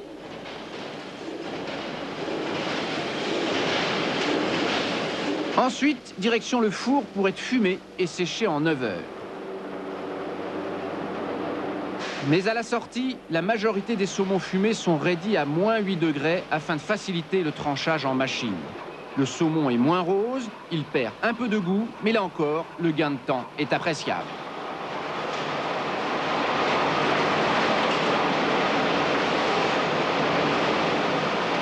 Sur un produit premier prix, plat traiteur, on travaille avec des cadences qui sont environ de 40 kg à l'heure, alors que sur un produit prestige de haute qualité, on est dans des zones qui varient entre 8 et 12 kg/h. À gauche, le saumon fumé premier prix est fabriqué 4 fois plus vite que celui d'à côté à 130 francs le kilo. Sur ce premier prix, il reste un peu de gras, on mélange des bouts et des tranches et il est vite assemblé. À droite, il est plus rose, il n'a pas été raidi et il est mieux présenté.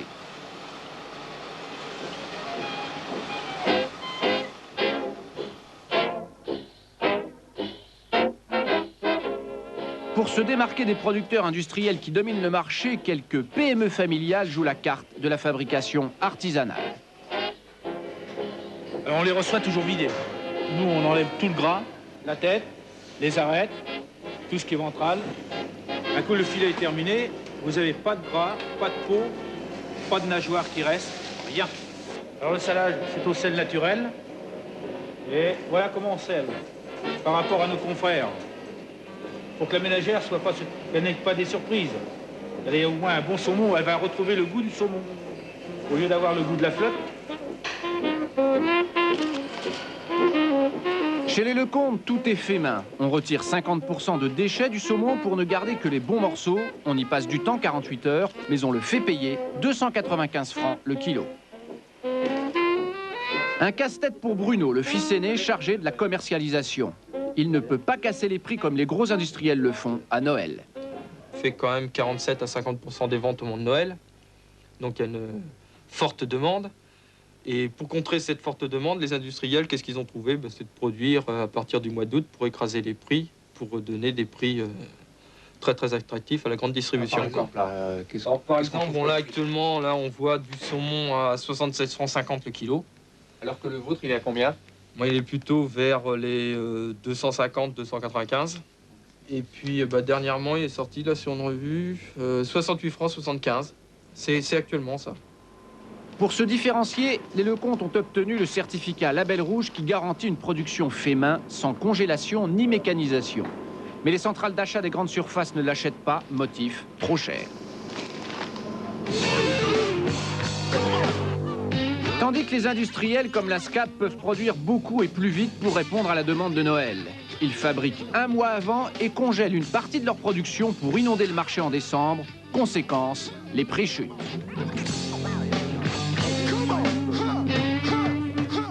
On expédie des tonnages tels qu'on n'est pas capable de les faire sur un seul mois. Donc ces produits ont été faits quand alors, par exemple? En fait, ils ont été faits dans le courant du mois de novembre et ils vont partir dans le courant du mois de décembre. Mais la qualité n'a pas toujours été au rendez-vous. La SCAB reconnaît les limites du système et est à deux doigts de faire son autocritique.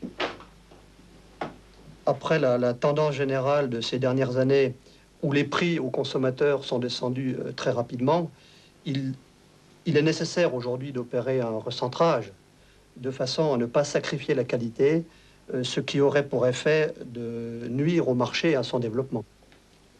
Je vous présente les principales différences entre nouveaux et anciens.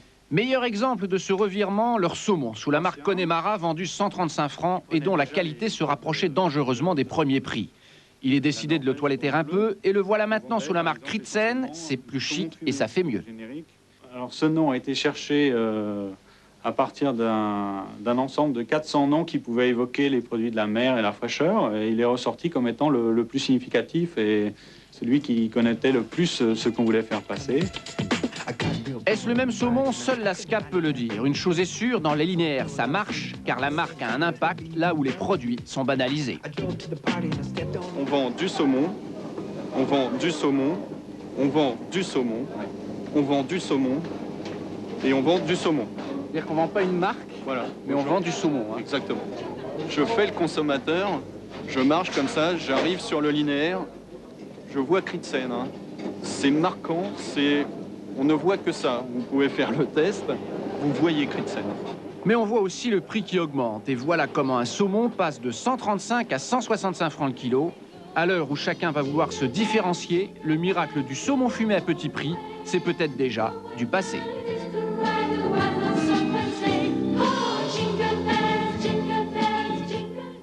Voilà, alors comment choisir son saumon au moment de Noël? Sur ce plateau, Marc Menot, vous êtes l'un des plus grands chefs cuisiniers de France. Votre restaurant à Vézelay-l'Espérance, 4 toques Gotemillo, 3 étoiles Michelin. Et puis Georges Chetoshin, on vous a fait revenir sur ce plateau pour que vous nous expliquiez, racontiez un petit peu en fonction de quels critères nous allons acheter tel ou tel produit quand nous sommes devant notre linéaire d'hypermarché. Alors Marc Menot, quand vous voyez ce reportage, vous le saumon, vous vous dites c'est un produit de luxe, c'est un produit pour tout le monde, c'est un produit qui est aujourd'hui banalisé et très bien, tout le monde peut acheter du saumon. Est-ce qu'il est bon, ce saumon d'hypermarché, pour vous? Bien, à voir de cette façon où il a été fait, j'ai quand même des craintes sur le goût. Et vous savez que le goût est une sensibilité qu'il est difficile à approcher. Et je regrette d'ailleurs qu'il y ait un manque de formation au goût. Parce que les gens achètent un peu n'importe quoi, parce qu'ils ne sont pas formés à déguster. Ils ne savent pas ce qu'est un beau saumon, ils ne savent pas ce qu'est un saumon moins bon. Oui, mais tout le monde peut en acheter, ça c'est bien quand même. Oui, parce que s'il était très cher, seuls quelques privilégiés peuvent en acheter. Ça, autrefois, au XVIIe siècle, les gens, quand ils s'embauchaient dans une maison, ils mettaient sur leur contrat « OK, pour tel salaire, mais je ne veux pas manger plus de 2 fois par semaine un saumon. » Pourquoi? Parce qu'il y en avait tellement, on mangeait toujours du saumon comme aujourd'hui. Et c'était des saumons sauvages. Et qui étaient en France, dans le fleuve de Loire, la Loire, dans l'Adour. La France était inondée en saumon. C'était pas le repas de fête à l'époque? C'était pas considéré comme un repas de fête. Et pourtant, c'est un produit exceptionnel, c'est un produit de qualité qui permet d'être cuisiné, travaillé, qui permet de se faire plaisir à table. Quel conseil donneriez-vous aujourd'hui si l'on veut choisir un bon saumon? Est-ce qu'il y a des repères? Oui, il y a 2 ou 3 repères importants. Le premier, c'est de savoir comment il a été salé. S'il a été salé à la main ou s'il a été salé par une saumure, par immersion.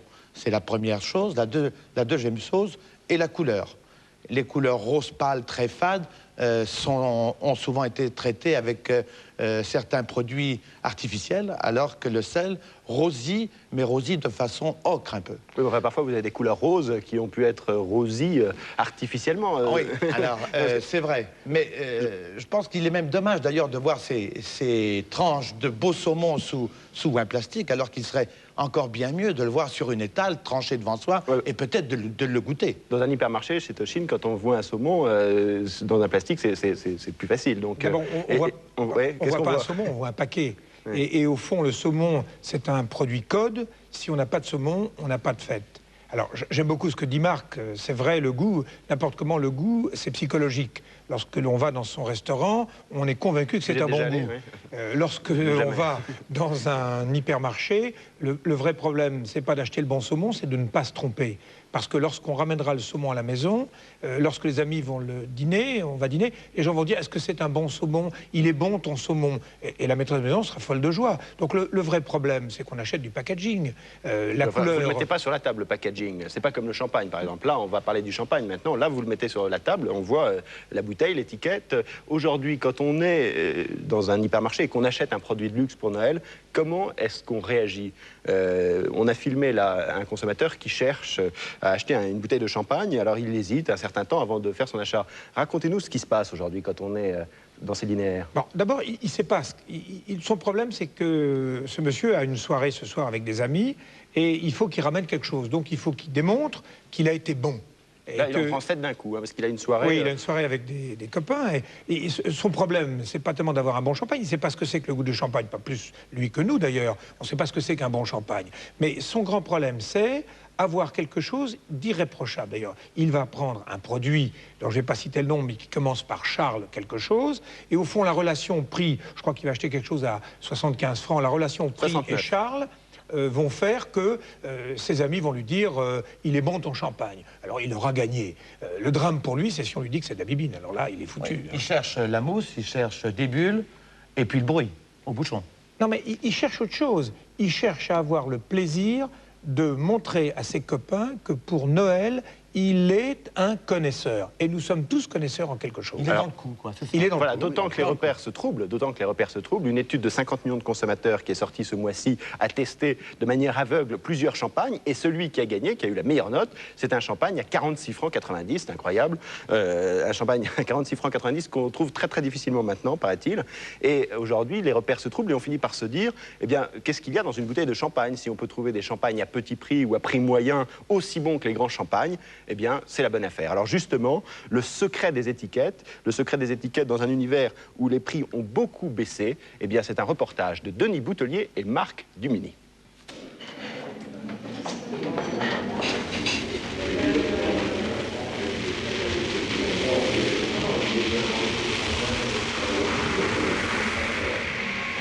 On avait soif et comme 6 consommateurs sur 10, nous prîmes le chemin d'une grande surface. Direction le rayon champagne, tout alla bien jusqu'au moment de choisir. Déjà, je vous demande à quelle occasion. Et après, je vous demanderai peut-être le nombre de personnes aussi. Parce que si vous êtes à 50 ou 100 personnes, mettre un champagne de grande marque quand tout le monde... Si c'est une soirée, quand tout le monde danse ou n'importe quoi, vous mettez une grande marque, moi je trouve un peu c'est du gâchis.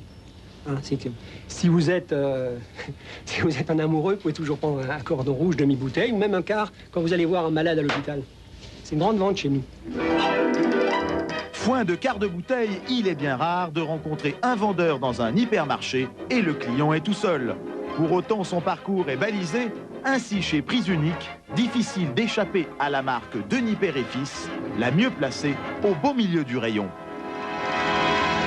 Et oui, on positionne avec notre système de merchandising nos marques propres à hauteur de main. Donc les plus faciles à prendre pour le client? Oui. Il faut bien vivre. Et sur ces champagnes-là, on gagne un peu plus que sur la marque nationale, c'est vrai. Je ne peux pas vous dire le contraire. Tout s'explique donc, ce Denis Père et Fils, c'est en fait le champagne fabriqué tout exprès pour Prise Unique. Malgré son prix modéré, cette bouteille est la poule aux œufs d'or du rayon. Pourquoi? Parce que sur les champagnes à 50 francs, le distributeur préfère ne rien gagner pour être le moins cher possible. Ce sont les petits prix qui font venir les clients. Quant aux marques connues, les plus chères, on les retrouve partout et le consommateur peut comparer. Le magasin est contraint de s'aligner sur les prix de la concurrence.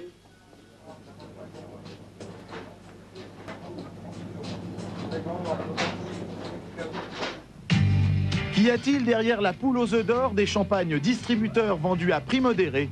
Pour en savoir plus, nous avons remonté le fil du Denis Père et Fils jusqu'en Champagne.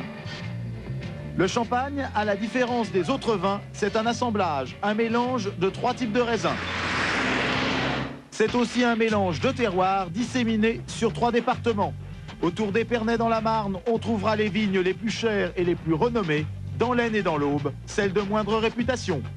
C'est ici, en plein cœur de la Champagne, à Vertus, dans la maison Duval-le-Roi, que l'on fabrique le contenu des flacons Denis Père et Fils. Le champagne, depuis le raisin jusqu'à la bouteille terminée, c'est une production d'une incroyable complexité. Ça commence dans ces cuves où fermentent des vins blancs qui deviendront plus tard du champagne.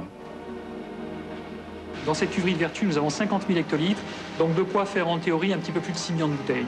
Et ces 50 000 hectolitres sont à peu près constitués de 40 à 45 communes différentes. Donc on va jouer sur ces communes différentes pour élaborer l'ensemble de nos cuvées. À partir de cette diversité de matières premières, tout le coup de patte du chef de cave va consister à fabriquer un champagne au goût et au coût régulier. La fidélité des clients est à ce prix. Mais dans une maison industrielle comme celle-ci, on est aussi capable de proposer des champagnes différents à des clients différents. Alors là, vous faites du champagne qui va aller dans des bouteilles sans étiquette. Sans étiquette, il va vieillir pendant 3 ou 4 années et quand le vin sera disponible, sera techniquement satisfaisant sur le plan organoleptique, on va à ce moment-là le mettre au service du consommateur sous des étiquettes X, Y, Z. L'essentiel partira en Duval-le-Roi, avec une étiquette Duval-le-Roi, mais nous en réservons une grosse partie également pour la marque distributeur, Prise Unique, Carrefour, Leclerc, pour un certain nombre de distributeurs français et étrangers, Sainsbury ou Tesco en Angleterre. Les clients de Prise Unique, Carrefour, Leclerc et quelques autres seront ravis de l'apprendre. Le champagne qu'ils achètent sous la marque de leur distributeur favori est passé par les mêmes caves et la même chaîne de production. Ici, l'on évacue les dépôts du vin avant de lui ajouter une petite liqueur spéciale, un bouchon et tout ce qu'il faut d'étiquetage.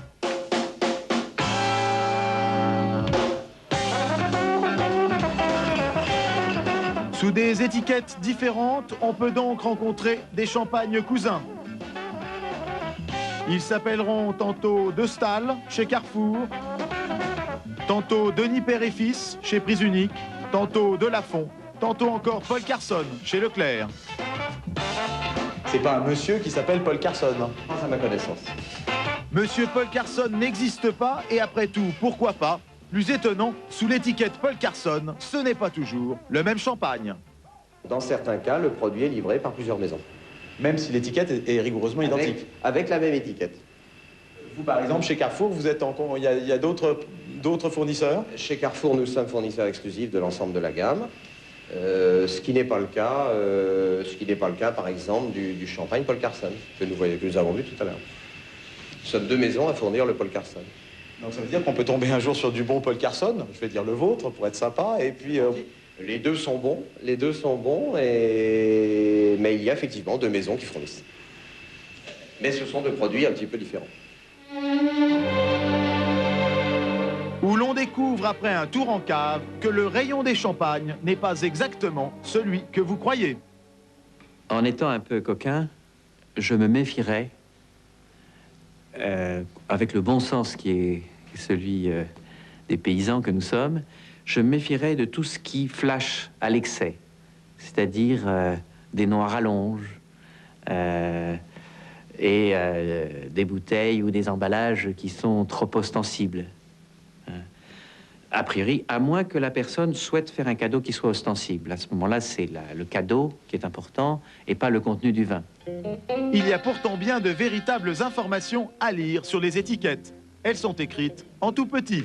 Il sera utile par exemple de repérer si l'étiquette porte la mention MA, qui signifie marque d'acheteur.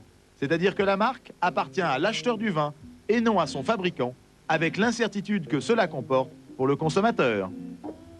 Ça peut venir de plusieurs origines différentes. Alors, c'est-à-dire qu'on n'est pas sûr que quand on achète une bouteille, un jour, et qu'on en rachète une 3 jours plus tard, c'est la même. Ah non, là, par définition, on n'est pas sûr. Légalement, on n'est pas sûr. Mais ça peut être bon dans les deux cas.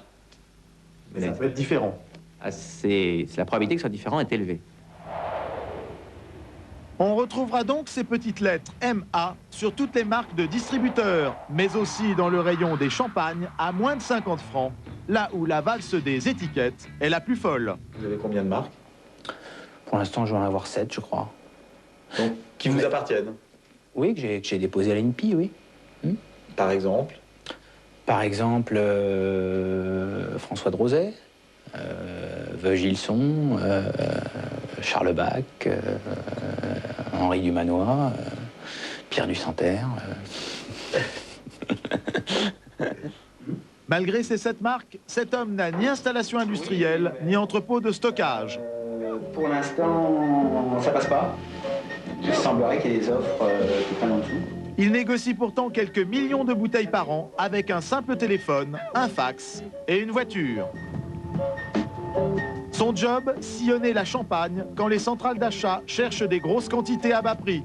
Le courtier rassemble plusieurs producteurs pour constituer un seul lot de bouteilles. Il le commercialisera sous une seule étiquette.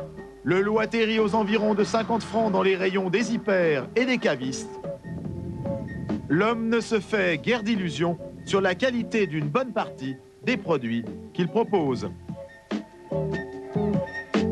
Ce sera souvent des vins qui ont un vieillissement assez court, des bouchons qui seront d'une qualité très moyenne, et puis des produits qui auront sans doute eu un petit peu moins de soins, qu'aurait pu l'avoir comme aurait pu être soigné des marques, quoi. Faut-il en conclure alors que tous les champagnes premier prix sont médiocres? Pas forcément. Un test de 50 millions de consommateurs vient de classer premier, devant plusieurs marques connues, un produit vendu 46 francs 90, le champagne Charles Cernier. Nous avons voulu en avoir le cœur net. La piste de Charles Cernier nous a emmenés chez Gérard Cuperly, un négociant installé à Mourmelon-le-Petit.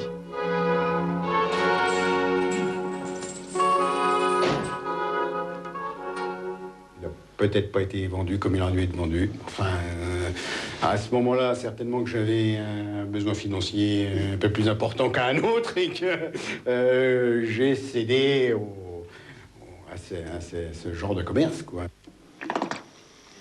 Explication de ce genre de commerce. Dans ses caves, Gérard Cuperly fabrique 2 gammes principales de champagne. Bon, donc là, comme je vous ai dit tout à l'heure, on arrive dans le temple de la maison Cuperly.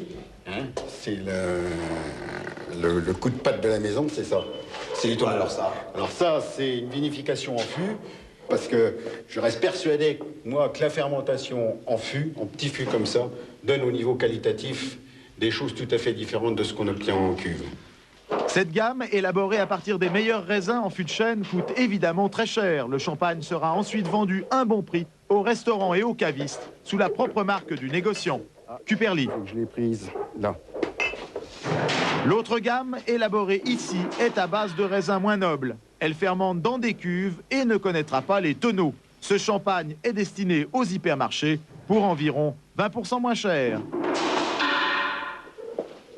Pour en revenir à la bonne note de 50 millions de consommateurs, dans la bouteille pas chère, il y avait tout simplement le champagne haut de gamme. On n'est pas à l'abri d'une bonne surprise, hein. Alors que la garantie que va apporter une marque, c'est que tous les ans, il soit du même style.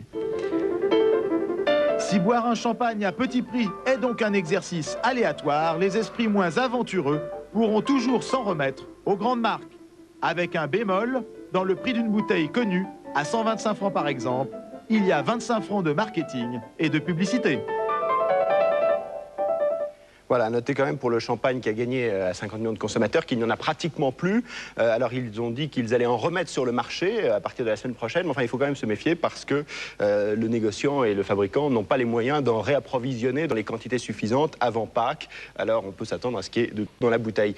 Marc Menot, quand dans votre restaurant pour l'apéritif, on commande du champagne, est-ce qu'il vous arrive de prendre un champagne qui n'est pas un champagne d'une grande marque, il n'y a pas besoin de l'emballage, il n'y a pas besoin de la marque, mais qui est très bon parce que vous l'avez goûté, vous avez été le chercher, et qui sera forcément moins cher pour vous à l'achat?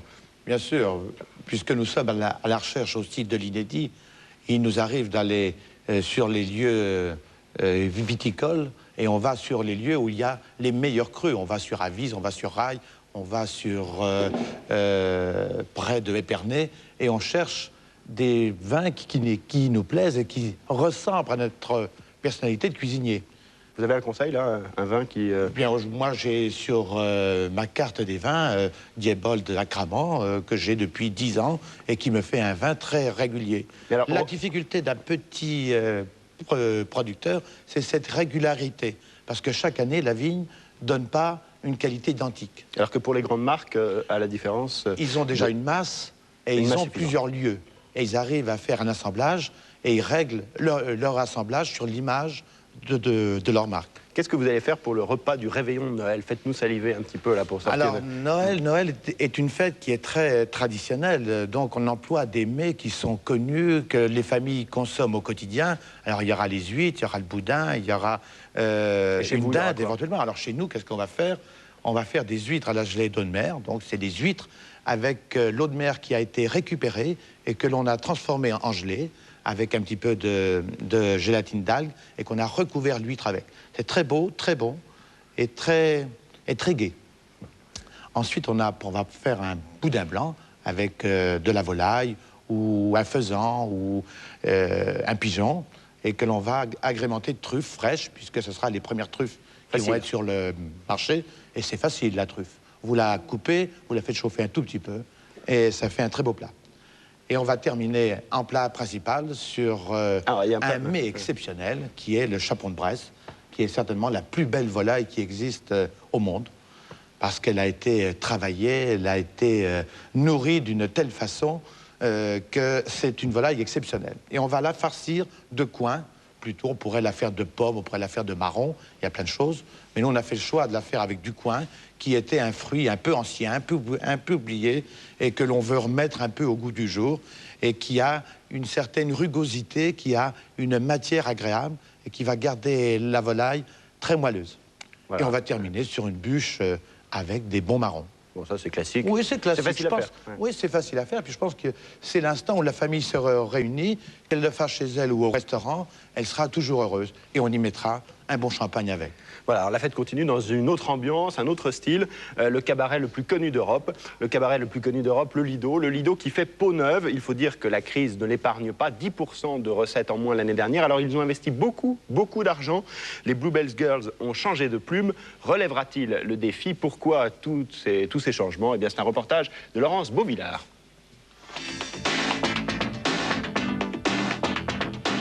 Les girls ont le blues. Le truc en plume, ça ne paie plus. La crise frappe aujourd'hui les paillettes et le strass. La fête à la française va mal. Le seul, l'unique à s'en sortir, c'est le Lido, 600 000 spectateurs par an. Et pourtant, là aussi, les entrées baissent. Le plus célèbre cabaret du monde a donc décidé de tout changer. Ce soir, on casse tout. Au placard, les décors et les vieux costumes d'un spectacle qui avait trop vieilli. Le Lido a décidé de s'offrir un lifting complet. Il fallait effectivement donner un coup de jeune à nos concepts et à notre façon de voir le spectacle. Tout simplement parce que le public ne peut être satisfait au Lido que de voir des choses qu'ils ne verront nulle part ailleurs. Ailleurs, justement, c'est difficile. Aujourd'hui, le public n'a plus vraiment le choix. L'Alcazar a disparu, les Folies Bergères viennent de fermer, le Crazy Horse a perdu son patron. Du coup, les nuits parisiennes sont en mal de touristes.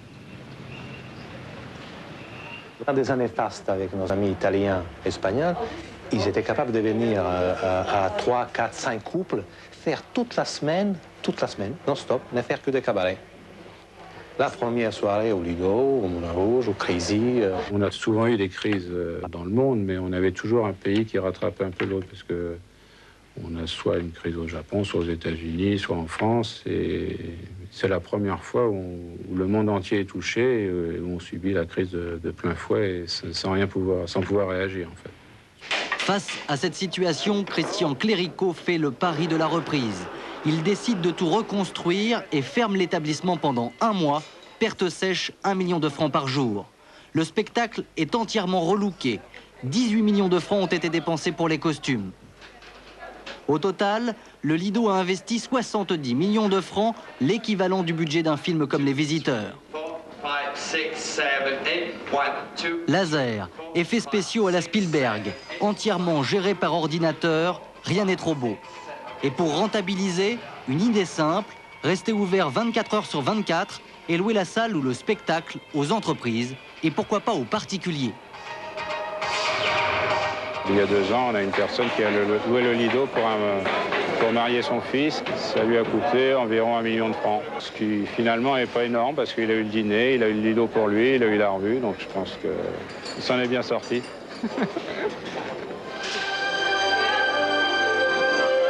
Et pour 1 million de francs, voici ce que vous pouvez avoir. Une revue avec 45 Bluebell Girls. Taille minimum imposée, 1,75 m. Des filles sélectionnées comme les top modèles. Des agents du Lido parcourent le monde entier à la recherche de ces perles rares. Des jeunes filles repérées et recrutées dans leur pays d'origine. Olga est arrivée de Saint-Pétersbourg en mai dernier. J'ai gagné 535 francs chaque jour.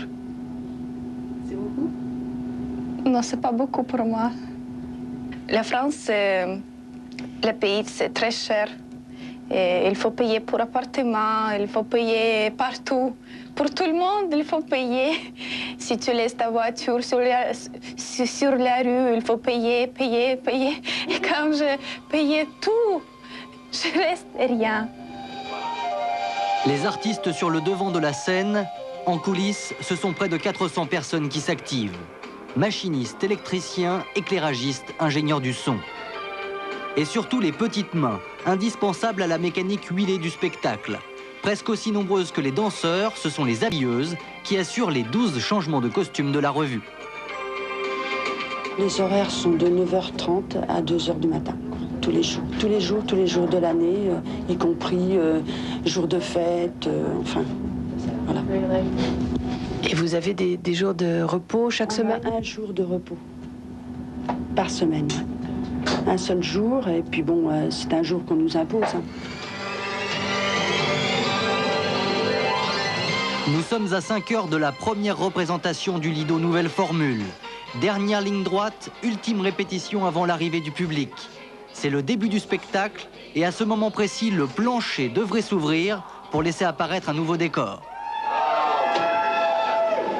Catastrophe, l'ordinateur n'a pas suivi. Impossible d'assurer la première, il faut tout annuler. Ici, c'est le Lido de Paris. J'ai malheureusement une mauvaise nouvelle à vous annoncer, c'est-à-dire que nous ne pouvons pas assurer le spectacle ce soir pour des raisons techniques, indépendantes de notre volonté. Un report de 6 jours, ça veut dire rembourser plus de 6000 personnes. Ça coûte à peu près 5 millions de francs. 5 millions de pertes? Oui. C'est beaucoup. C'est beaucoup, mais bon, c'est une revue qui va durer minimum 4 ans, donc nous sommes certains de la qualité du spectacle, donc je pense qu'on devrait les récupérer normalement très vite. Lundi 5 décembre, c'est finalement le jour de la réouverture, le spectacle est sauvé. Mais le Lido, ce n'est pas qu'un show, c'est aussi 1000 repas servis par jour, autant de bouteilles de champagne. Plus gros consommateur d'Europe, le Lido a d'ailleurs labellisé sa propre marque. Il débouche 365 000 bouteilles par an. On réserve ici jusqu'à 6 mois à l'avance. Les Français ne représentent qu'un tiers des spectateurs. Pour le reste, la clientèle est étrangère. Mais tous ont un point commun, ils sont prêts à payer. Ça doit faire à deux dans les, si j'ai bien vu, quelque chose comme dans les 1300 francs, donc 1500 francs, il me semble. Une soirée offerte par des amis. Pour faire un... C'est jamais bien bon. Non, on ne vient pas fait ici pour faire un dîner gastronomique, on vient surtout pour regarder un spectacle. Le spectacle de 20 h, c'est un package que l'on vous vend. Une formule qui comprend revue et dîner, demi-bouteille de champagne comprise. Le prix varie en fonction de ce que vous allez manger, de 760 à 940 francs. Je vais prendre une terrine de poisson blanc. Ensuite, je vais prendre un saumon. Et ensuite, un tonneau d'eau grillé berné. À la sauce bernaise, pour changer. Est-ce que vous avez une idée du budget que vous allez consacrer à cette soirée? Ah ben, je pense qu'il y en a, oui, à 3, il y en a pour 3000 balles. Hein. C'est ici, dans les cuisines, que le Lido rentabilise son entreprise. Des marges empochées sur les bouches à la reine, saumon, gigot et caviar, nous n'en saurons rien, top secret. Pour avoir tout de même une idée, sachez que la bouteille de champagne achetée 80 francs par le Lido est revendue 350 francs à table. Et le champagne, on va essayer de vous en faire boire. Avant le spectacle, tour de piste. Petite pause, un verre de champagne, 3 pas de passe au double, et on se repose à nouveau. Ça fait déjà 2 heures que vous êtes là, et le spectacle commence à peine. C'est magique, et même les rages. So why be tragic? Sit back, enjoy the magic. Oh, Lido ce soir.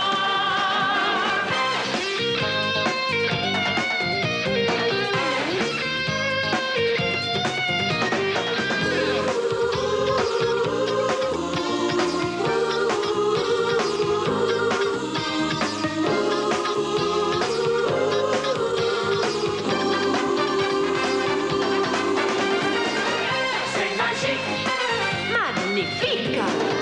C'est magique! Fantastique! C'est magique!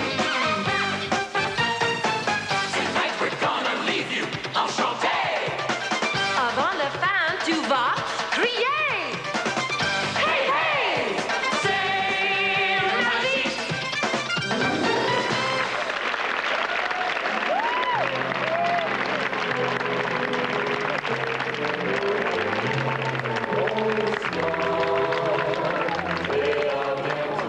Après le dîner, ce n'est pas fini. Dernière étape du circuit, la boutique Lido. Briquets, stylos, porte-monnaie, crayons ou même bijoux, c'est avant tout le logo qu'on achète, souvenir d'une soirée de rêve. Des petits gadgets peut-être, mais qui pèsent 3,5 millions de francs en chiffre d'affaires par an. En tout cas, une soirée qui ne s'oublie pas. La musique, Tout, c'est très joli. Qu'est-ce que vous avez acheté? Qu'est-ce que vous avez acheté? Le glace. Paris, Il est minuit.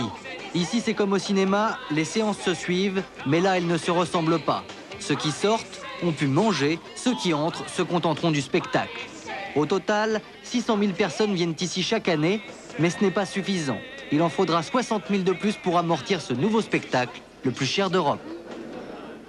Voilà, et tout ça pour une recette qui dépasse le 1 million de francs chaque soir. C'est magique. Et maintenant que les enfants sont couchés, nous allons, pour finir cette émission, pouvoir dévoiler un dernier tour de magie. C'est celui qui consiste à appeler le Père Noël au téléphone, 36 68 Père Noël.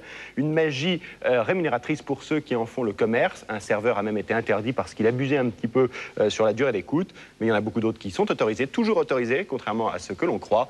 Reportage du Club Ose.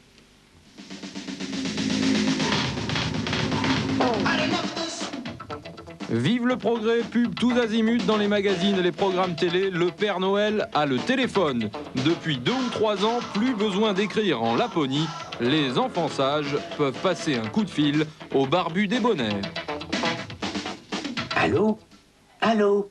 Bonjour mon enfant, c'est bien moi le Père Noël. Je suis tellement heureux que tu m'appelles. Sais-tu que nous allons pouvoir nous parler jusqu'à Noël? Et oui, il a une drôle de tête, le Père Noël du téléphone. Au micro, un acteur au travail. Nous sommes en pleine séance d'enregistrement. Une centaine de services vocaux spécial Noël ont été lancés par les principaux groupes de presse. On fait écrire 45 histoires spécifiquement, avec un thème très Père Noël. Il doit toujours y avoir de la neige, des hôtes, enfin des fées, tout un type de scénario, mais elle change tous les jours. La plupart du temps, c'est un écrivain spécifiquement pour nous qui les écrit. Dans quelques secondes, vous serez mis en relation avec le service désiré. Bonjour, je suis le Père Noël. Je suis heureux de t'avoir au téléphone. Dis-moi, quel âge as-tu? 3 ans. On fait un casting de voix de Père Noël.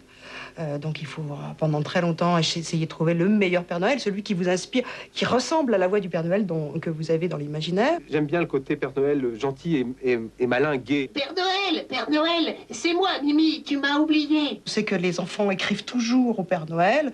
Bon, au lieu d'écrire, maintenant les enfants, ils ont des moyens modernes, c'est le téléphone. Hein. On offre un service avec les moyens qui existent. Or, pour faire de l'interactivité, il n'y a que le vocal, enfin l'audiotel qui peut le faire.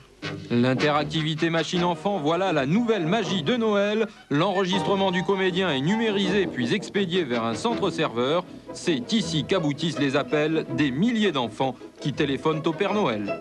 Alors les appels arrivent ici, et puis par tous ces fils-là sont orientés vers les machines. Ce sont des répondeurs téléphoniques où les messages sont stockés bien sûr en numérique dans des mémoires. Ici, nous sommes en mode de chargement d'un message, avec ce clignotement alternatif. Ici, nous sommes en écoute d'un message. Il y a quelqu'un qui écoute le message contenu dans ce module. Comment t'appelles-tu? Pierre. C'est un très joli prénom. Peux-tu me dire dans quelle ville tu habites? Charenton.